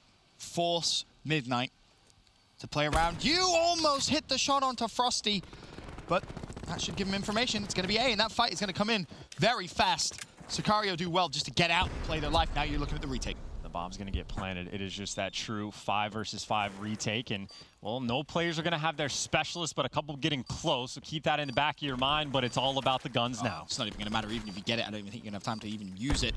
36 seconds, 5v5. Tommy gets the picking on Parasite. That's what you want. And Midnight start to fall. 5v3, 5v2. Frosty and Zeptius, they all drop. Sicario stay alive. And for that group, oh Lord, three-way tie potential completely. And you can see it. Tommy standing up, yelling, so excited for his team again, taking down Midnight there in that round 11. 3-2 to keep their hopes alive. But now it is time to get back into the alpha match, Luminosity and UYU. LG up a decent amount, about 6 points. Told you, there's no streak chance. You had nothing to worry about. That Formal started out this game very hot. That we saw. He's like, but what didn't we see, Ben? Pac-Man, what didn't we see? Formal just started off really hot, just dominating off the rip, and all right, got them off to this. Played bad in game 3. Played well. Chances not appeased. There you go. Just had to get warmed up on Arsenal. It's all it was for Formal. Take the second crack at it. He'll be good to go. And, well, he didn't enter a war machine at all in the control. We're not even halfway into this game. And, well, he's earned it for the hard point. You see, though, UYU, they actually have quite a bit of pressure over towards the hill, though. So in spite of the war machine getting pulled out, UYU, a little bit of life. Just a little bit. Better than none, right? The first 2 maps, it looked like they were flatlining. And they obviously make it interesting with that game 3 win, which is big for them in the grand scheme of things. Slack flies in. There's a grab slam. If UYU are going to get any momentum on this hill, that's just been eradicated by Slack himself. Finds 3 teammates there in the hill. LG starting to build a bigger lead. It looks like Slack is having himself a pretty nice game. He's already on a 4 streak. Can't connect with number 5. Saints is able to shut him down, but I think Slack finished the day yesterday with, granted, 1 series, but like a 0.6. Did not play very well. I think had 29 kills over the entire series, and he's the man that needs to pick it up. When he was at his best was when they won that championship back at Fort Worth, so keep an eye on him. Having a nice game so far, and see how long he can let it continue. It's been an interesting year for him as well. Just in the grand scheme of things in terms of the storylines and underperforming, overperforming. And now he finds himself in a great game, an important one as well. Obviously, we mentioned LG must win, and there's a chance for Classic, former LG player, former teammate, to actually send him home. Crazy story that would be. But UYU still a lot of work to do here just to even force a game 5. The kill feed all blue. Hill time still in favor of UYU, but Select now influencing spawns. And in case your audio isn't turned up, we just heard Classic try to use that grab slam, so he's actually going to lose half his progression because he did not get it off in time. So no grab slam for quite a bit of time. And of course, LG, well, they got a couple bodies trying to work on the rotation. Slack's got a big one-on-one. He does not come out on top. It's actually Methods with the ICR that's going to shut him down. Classic 2 for 2 on poor grab slams. On the bright side, and it's not really a massive bright side, he should earn his before Slack gets his second. So a chance for him to try and make something happen. 50 points is the deficit, and there's 40 seconds of this hill. We could be very close to a tied game. There's John pushing around the outside. LG break through. So you can forget about UYU tying this up. I mean, with plays like this from LG, you can really tell they are just bringing the music, making it great on this final hill. Last 20 seconds go their way, so they're going to have, what, a 70-point lead going over towards Jet, which, yes, UYU, they had that rotation down. But if you didn't pay attention in the first hard point, LG were happy to give away some of the early rotations, and they just walked through every single time. We'll see if they can make that deja vu moment happen again. I'm curious to where Saint spawns. Well, out. After falling there, you need to at least take one with you. UYU have set up well, though. And this is honestly the point where, if you're Blast, you might want to consider pulling out the Tempest. And maybe even the War Machine, depending on how long you can hold for. Yes, it's not ideal, but you don't want to allow LG to really pull away with this game. You need to stop that momentum somehow, some way. So far, good job. First 20 seconds goes UYU's way. There's still a lot. In fact, yeah, Blast does pull out the Tempest. Love that decision from him. And honestly, this is just too good of a setup from UYU. Not just the Tempest, but you get all the ICRs in the back. LG, there's nowhere for him to go. So glad he used that there. That's the perfect time. It's going to slow down LG massively. It's going to bring you right back into the game. A full 60. And, I mean, UYU make this very, very scary. And Blast is just topped off as well with the Tempest. That's 5 in a row. He's actually going to be getting relatively close to some streaks here. And if LG get broken early on gun, UYU might actually even just take the lead. Comeback might be here, and keep in mind, Classic, who wasted the grab slam early, lost his progression. He's going to have it at the perfect time towards the end. So LG hanging out inside the hill. You get the ICRs exactly where you want them, but you can see UYU, they got all their bodies. It's going to be 5 men or 4 men make it, flooding in through the front. Blast is the most important person in this game right now, without a shadow of a doubt. He's still on a 5 streak and he falls, but War Machine out. LG survived, but there's a pinch actually coming through. Phantoms needs to be quick though, because one player actually spawned behind him. It's Bragg. Phantoms takes his time, Formal drops, Bragg's gonna know, and Phantoms does stay alive, so still a potential for a pinch to come through. UYU can break and might actually be good to get the scrap time. Now it comes down to spawn control though. If you're UYU, you can't be passive. You need to push through the hill. You need to impact the spawns. And they're taking their time. They're trying to figure out where LG is actually gonna be coming from. Classic is actually gonna be going on the fullest of flanks. You got 2 players that are trying to come through P2, so UYU, again, when you have 25 seconds set for the rotation, you can afford to try to make these plays, but still it comes down to the gunfight. If you're UYU, you've basically said, all right, we have time for one good attack, one good break, and you have to be perfect. And so far, it's very, very good. Formal does shut down Saint, so is the trade going to come through? It doesn't look like it. Now Blast is going to have to try and make a hero play from the front. Formal still at the back. 227, 224. Spawns currently favorable for UYU. No one in the hill, though. Bragg's going to just try and gun Methods. Methods having none of it. Still no one in the hill. Finally, UYU with control can win it here. They only need 20 seconds, and they got the grab slam if anybody actually gets near the hill. But Classic, well, he knows there's a man in the back. Easy gunfight for him, and now you flood in the door, and one, it's hard to get past it. 2, no! They got it with the grab, but nothing is there. Well, because Classic's teammates got the kills. 8 seconds left. LG, you gotta flood. 5 seconds. Is anyone even going to be able to touch the hill from LG? Slack wins a huge gunfight, but Methods in the ICR shuts it down. This one is going to a game 5. UYU trying to go for the reverse sweep. Forget about tiebreakers. Forget about just winning maps. Now for LG, you have to win the game 5 or you're out. Or they are out indeed. UYU pushing into that game 5. A quick little happy birthday to Methods, getting what he wants, pushing into that game 5, staying alive as well. But again, LG, they started out so well in this series, and everything seems to be going wrong for them now. Will they survive till Friday? We will find out after this break.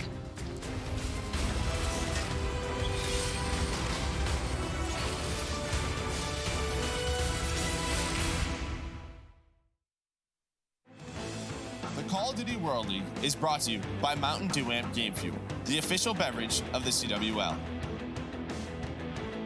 And Totino's Pizza Rolls make the everyday epic.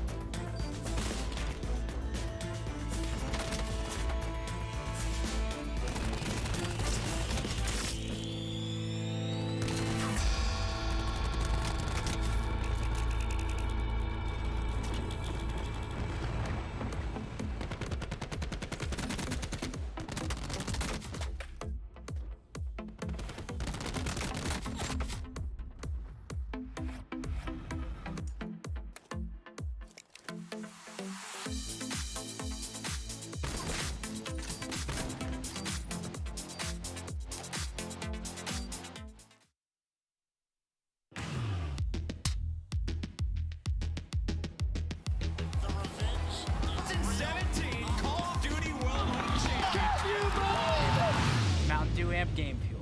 Level up the game.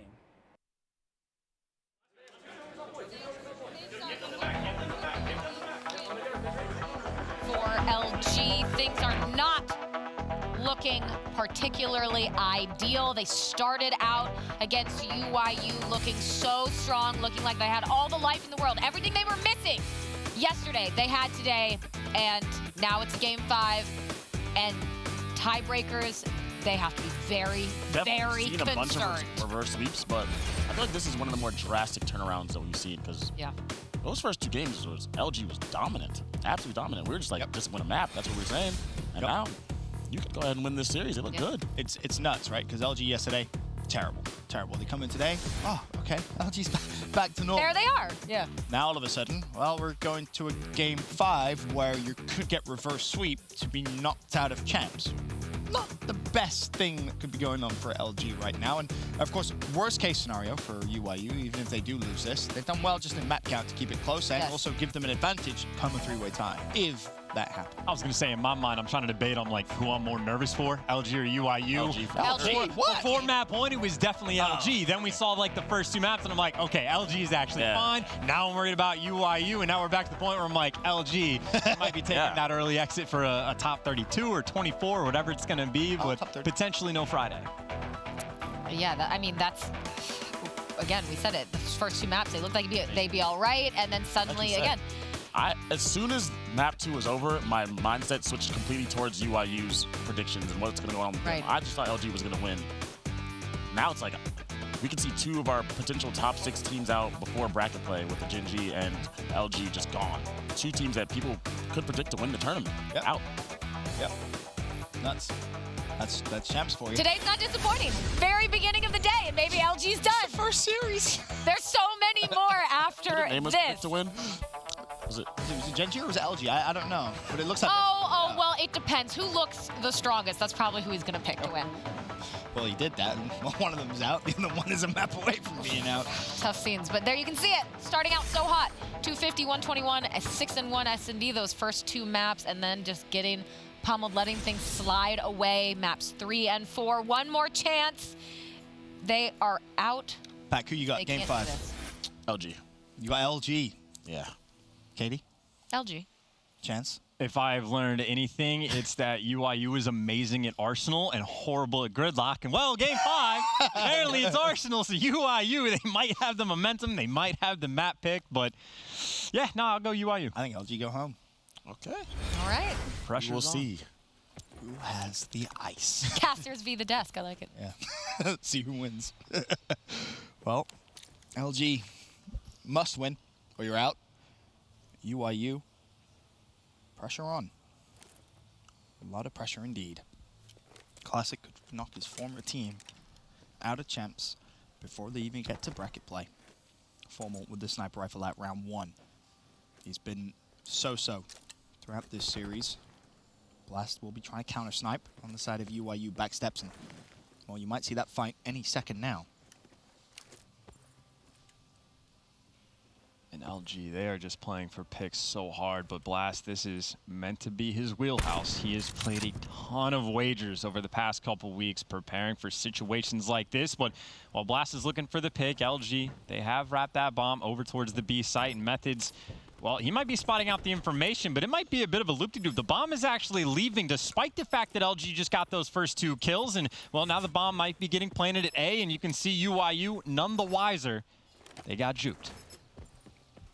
Quickly can they wrap back though? 5v3, 2-man advantage.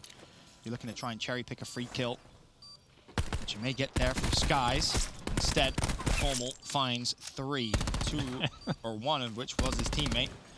2 from UYU, 1v3 for Saints. And Formal is staring right at that doorway. Saints recognizes, nope, let me hop off the map here, concede round number 1. LG starting off well. I mean, I'll say I'm happy with Formal sniping the entire game just because he gets the RK7 in the back pocket. Oh, yeah. He is accidentally getting kills. He just, everything that shows up on his screen, whether it's hip fire, he's actually aiming at him, just lights him up, and, well, that'll be your best play. Of course, one of the 3 he gets was a teammate, but just that hip fire towards the end, you see the player model just a little bit too far out in front. A little bit. Advantage LG in the game 5. Very high pressure situation, a high pressure game 5. After what we saw in 3 and 4, good that LG get on the board early. Try and dictate the tempo of this search and destroy. Blast with the sniper, will he find the first blood? No, he won't. Looks as if the smashing of the glass there distracted him just enough not to even pull the trigger there onto Slack. UYU on the attack, and well, B's wide open here, Chance. Hey, it's wide open, but they don't have the bomb. They keep, like both teams, the bomb is just kind of the errant guy, kind of debating on which side he wants to go to. They clear out B, but finally the bomb is there. Formal's in the back, maybe looking for something. Skies, he's got a little bit of pressure. The trophy is going to keep him alive to stop the nade from coming in, and a true 5v5. Blast with the snipe, connects with Formal, advantage UYU. As they look to win their first round here in the game 5. Blast is a little fortunate there, he didn't spot player cross, but Saints gets a double blast, shuts down Brack, round over. Took him a while to get the bomb down, but when they did, a decisive victory for UYU. In a strange setup as well defensively. Like, LG basically had nothing over towards the B site to the point where UYU was able to get 4 men basically standing on top of the bomb for free with no pressure. No one's getting forced back. And you have an opportunity with the perfect setup, and you can see they were very content. Blast hit a couple nice shots, some kills that were easy for Saints to pick up. So the defensive strategy not quite there for Luminosity. Keep in mind, though, they'll obviously be making these mid-game adjustments. Yep. Sure will. LG back on the attack. Is Saints going to push forward? Well, no. He's gonna get all the information though. And the rotation should come in quickly. Nade goes out. That's not gonna connect with anything. Well, Method's nade though. Nothing but the hit marker. Tad unfortunate. Blast has finally got here for him to try and find an opening. Also has a nade. Bear that in mind. Player wide peaks. John will pay with his life. Select is still on the bomb, and that's a beautiful shot from Blast. He looks for one more. Formal almost overcommitted there, but now you have site control, and you still have the utility of the nade. Classic's actually hopped on the bomb. He's defusing it. Blast has to hit the shot. Classic goes down. Now it's trades. 20 seconds left. It's a 2 versus 1. Brack, last man alive. He's on the bomb. Methods falls. Blast versus Brack. And Brack clutches up for LG. Oh, good God. The young gun on the team making the big play towards the end, because that is an incredibly stressful round. Honestly, I wanted to break down the start of it, but with the way things came down, it was literally just Formal and Brack having to fly forward. Gets down to 30 health and then just lights Methods up and then takes down Blast in the end. But as soon as he's able to full heal and he's on the bomb, it basically makes it free at that point. But a very stressful run. I will say, though, LG did have a nice strat at the very start. The point I wanted to make earlier of, you know, the Blast is sniping back steps. You know it's Methods with an ICR that's going to be like over in the back B side. You can fly over and take Saints down on bomb. You're not going to get sniped, obviously. It's only an ICR, so you can afford to play aggressive. LG recognized it, took full advantage. UYU back on the attack. LG looked at B. Didn't spot too much, but now they have all the information they need. Skies could actually cherry pick a kill there. A couple players very weak. Brack shuts down Classic. Can't heal just yet, but he will get back to full health. Now you have the sniper rotated. This is going to be bad news for UYU. Bomb is down and definitely not the most ideal spot. You still have 50 seconds, so you could try and rotate out. But for LG, it looks good for them to go 3-1 up. It looks like they're debating on sending Saints to maybe make a play, but 40 seconds left. Saints is going to have to play this fast, and LG are actually just wrapping out. They're just going to let UYU potentially pick up the bomb for free and give up quite a bit of map control. So LG getting a little bit weird with it still, though. They have the man advantage, but Saints is still that lone man, can make a play. That's the key. Saints now has actually set himself up for a bit of a flank. If he's quick here, he may actually just shoot 2 or 3 players from behind, and they don't know it because LG think they've had it covered the entire time. Formal's going to be the first to fall. Saints should know there's a second. Oh, beautiful stuff. Skies not able to react at all. It's a 2v2. Methods just dropped though, so this round by no means over, and it's actually Saints in a 1v2. While he was winning the fights, all of his teammates were dropping. He knows there's a player on bomb, but had to try and shut down John first. Slack sticks it. LG gets the defuse. LG goes 3-1 up. And Slack just put the most faith I have ever seen a teammate put into one of his teammates, because Saints was flying up, and whoever that was watching over top, I think John, I mean, let him live for maybe an extra second, maybe a little bit too long, but Slack sticking the bomb, getting the defuse, and his teammate wins the gunfight in the end anyway. I mean, think about that. UYU plant the bomb, they push back towards gun. You have Saints hitting the flank who gets the double. Everybody else loses their fight. Everyone. Saints is left in a horrible spot. 1v2. Yeah, LG tried to throw that round away. They did everything they could to help UYU out there. Said, oh, the bomb's down in a terrible spot. We'll walk away just for a moment, just so you can pick it up and plant it, and then we'll come back and make things a little bit more fair. But in spite of nice guy LG trying to help out UYU, they still win the round, still up 3-1. One of the big storylines, of course, coming in was, can Classic knock his former team out? An 0-3 start for him, 4 rounds in. Look for him to turn things around in the kind of second half of this search and destroy, if you will.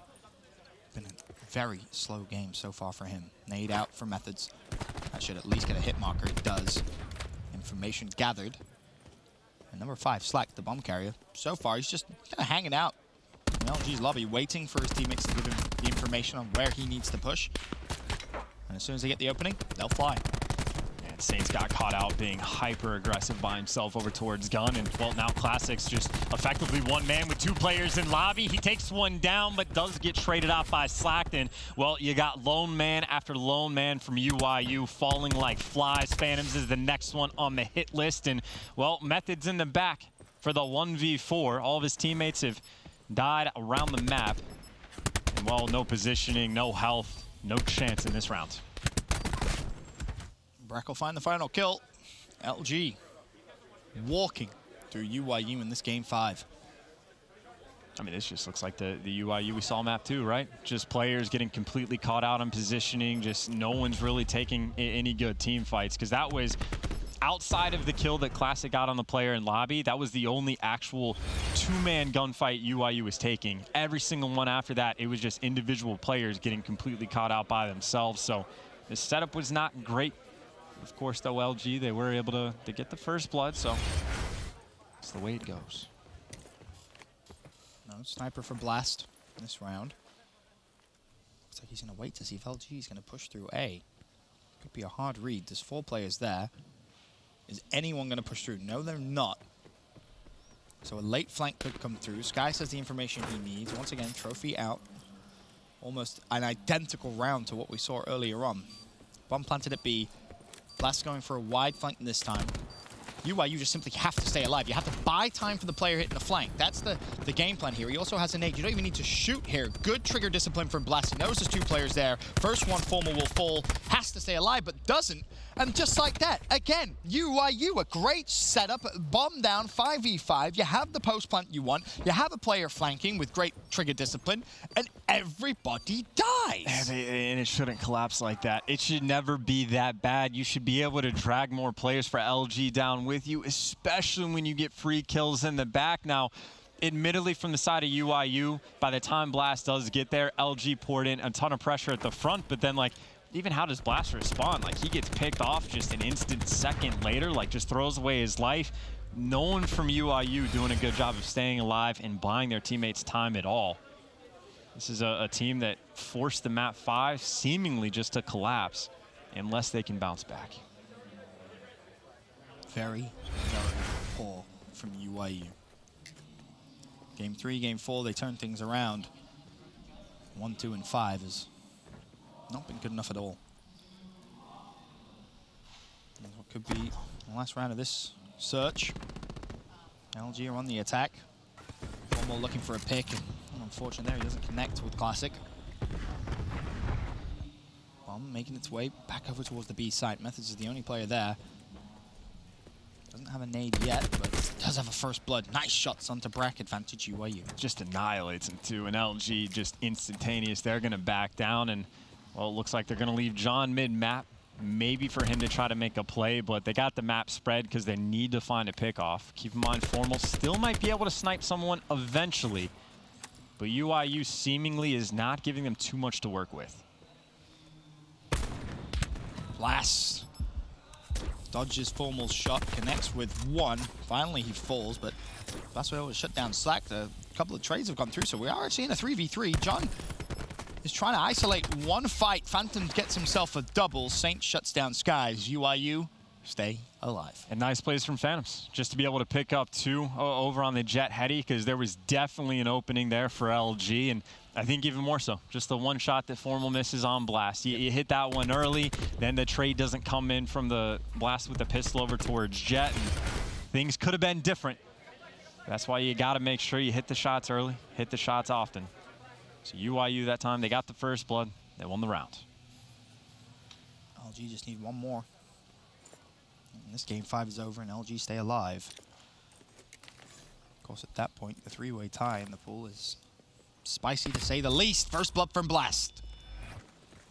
Next, Formal down. UYU fly forward.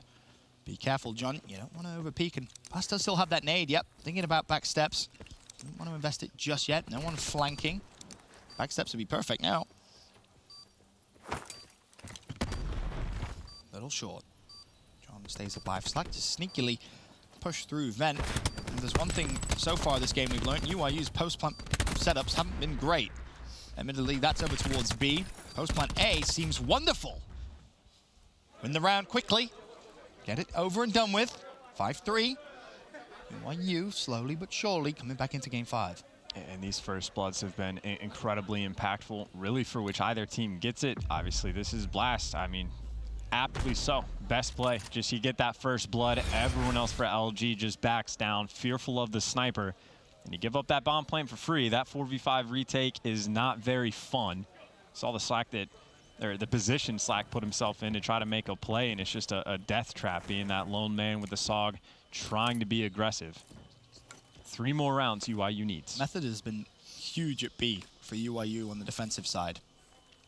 Single-handedly stopped 2 pushes. Well, at the same time, though, we've seen a strat from LG where they play aggressive over towards B and just flood out. And it was the same thing when Saints was in his spot in the corner on B. So LG has found success with the aggression before, but this time they're playing a little bit passive. So maybe you'll see the same thing. Maybe you'll see 3 players just kind of fly out, and if Methods kills 1, so be it. But you want to make sure you get clearance to the side. They need to be careful because Formal could maybe try and go for a jump snipe. Nade out. Formal doesn't even have the sniper this round, so that negates that. But LG have found some control, or have they? Saints with the first blood. It's instantly traded out. Bomb down. Phantoms just backs away. Method's shooting over the top of him. Classic has found Brack elsewhere. That's just his 2nd kill, but what an influential one that could be. Still the sniper out for Blast. Hasn't connected with the shot. It's a 3v2 advantage UYU. 2 misses.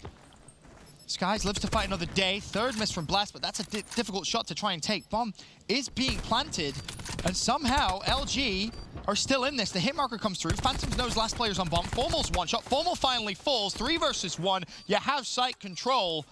Unless Skies can pull a rabbit out of a hat, UYU will stay alive, and this is what's scary. Phantoms with streaks, a lightning and a hellstorm. LG are gonna know about it because they watch him get the defuse. He also gets closer to the Tech 5 boost. Oh, baby. This is scary now.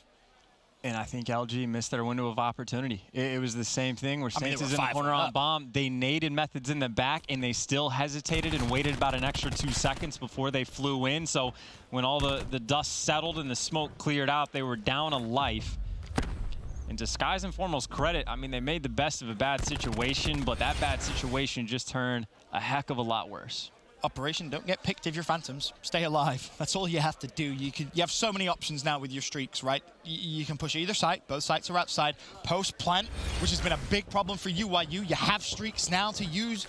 You invest 1 around here. You take it to around 11, you're set. And look at LG's response. They have to stack up everybody in mid-map or where they can play in vents and be safe from the streaks oh so quickly. Now, Slack is going to spot out 3 players on the cross. He's going to get the 4th as well, so they have the information. But you know they crossed to B. If you don't have the streaks, how do you defend it? Your only play is to try and push through window and go for a quick flank or maybe get a miracle nade. The first nade comes out. Phantoms has to stay alive. He shouldn't be the player challenging in that situation, and now it's a 4v3. You say LG may have missed their opportunity. Well, Slack's actually on the bomb. He's defusing. Blast with the nade. Is he even going to connect? It gets the hit marker, but he's still on bomb. He's still on bomb. Finally, he falls. And just like that, Phantoms can breathe a massive sigh of relief from almost throwing the game to it going to around 11. Slack was a fraction of a second away from getting the defuse. Instead, it's a game 5, round 11 search and destroy. LG must win or they are eliminated. And if you're LG, what do? You gotta deal with the hellstorm. You gotta deal with the lightning. It is just... The only thing you can do is hit something quickly. You cannot play passive. That isn't gonna work. You cannot try and buy time in the round. Obviously, it depends on whether you're on attack or defense. I mean, if you're LG now, you just have to hit something. You can't second guess. You have to be quick. You have to try and find Phantoms. If you can kill Phantoms early, you stand a chance. Because at this point, you're Phantoms. Sit at the back of the map. Ping your lightning.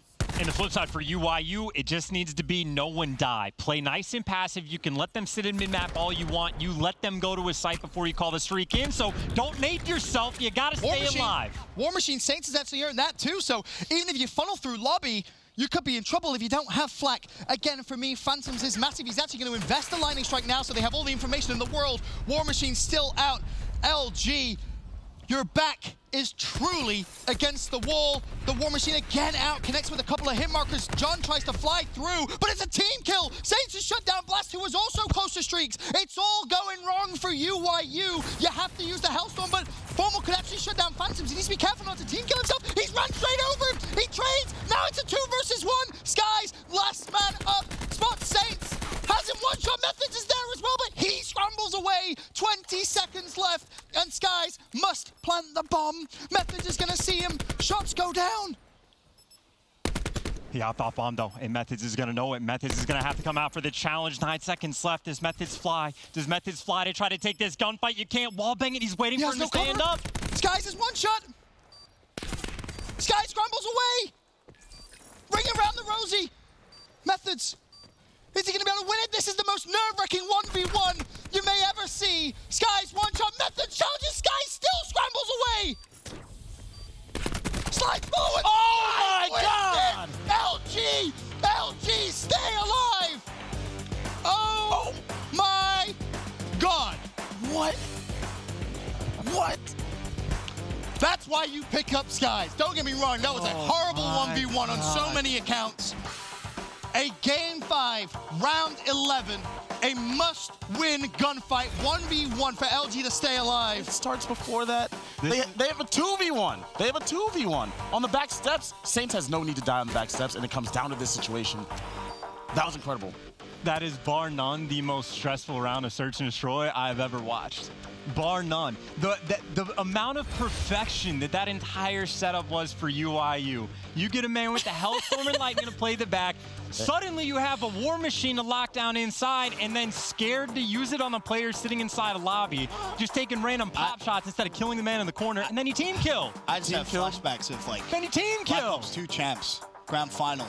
That's what that 1v1 just reminded me of. That was nuts. So can I just say then that we have at least I have a 100% prediction rate against both of you. Let it be known. I, Katie Bedford, have a 100% prediction rate against Ben and Chance, and that feels so good.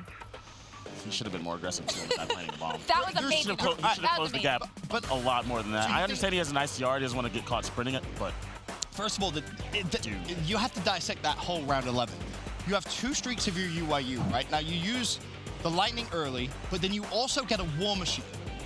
I'm not sure. So when they funnel into lobby, you have a War Machine, which they use, but the team kill comes through. That's the first mistake. Then Phantoms is forced to invest his streak because he doesn't want to die without using it, and there's only, what, 25 seconds-ish, 30 on the clock? Well, they use one at like 50 and then one at 35. And Formal runs right past him, spots him, but then the Hellstorm kills Formal. I think that Hellstorm killed Brack. I think Formal got traded out, but Formal was able to kill Phantoms before he got it off. That was also, the Hellstorm got a hit marker on Formal when he's coming in, but he didn't get a commitment with the final. Like, the number of things UYU could have done. All that happened. Team kill all of that, and they were left with a 2v1 situation with Skies fighting out the back door and Saints full challenge. He didn't have to do that. Just lay down. Didn't have to do that at all. Just lay down. But Skies has to go plant the bomb and get 2 of you. Credit to Skies. Unbelievable. Certainly, indeed. But now we need to send it over because it's just with our PlayStation Instant Reaction with Slacked. Thank you, Katie. Slacked, how stressed are you feeling right now? I don't even know what to say, honestly. That was the most stressful series, hands down, I've probably ever played in my whole COD career. Well, focusing on this event then, how has preparation been going and what kind of have you guys been focusing on since finals? Honestly, preparation was going great. We went to the boot camp with Optic, EG, and FaZe. Scrims were going awesome. Everything was going well. We came and sat down to play yesterday versus Singularity, and we got 3-0'd. I don't know what happened, honestly. And then in that series right there, we were absolutely steamrolling them. I think we beat them like 250 to 100, 6-1 in the search. And then we find ourselves Game 5, Round 11, and a 1v1 to keep our champs like run alive. And I don't know what it is. Maybe nerves, maybe something. I don't know what, but hopefully we can get our stuff together. We got to hope that UYU loses to Singularity now, I'm pretty sure. And we just got to do our job, beat Vanity, and hopefully go from there. When I've spoken with you before, you are determined to get LG back to championship status. So with that in mind, what are you thinking for your chances here at this event? I mean, I think we have good chances. Pool play is always like just so fluky and random. It seems like teams want it more than the other, and it just comes down to like small mistakes all the time. So if we can get past this pool play stage, get into the real tournament, I'm very confident we can do well, but we got to get that done first. Well, good luck with that. Thank you so much. This has been your PlayStation Instant Reaction. We'll be right back after this quick break.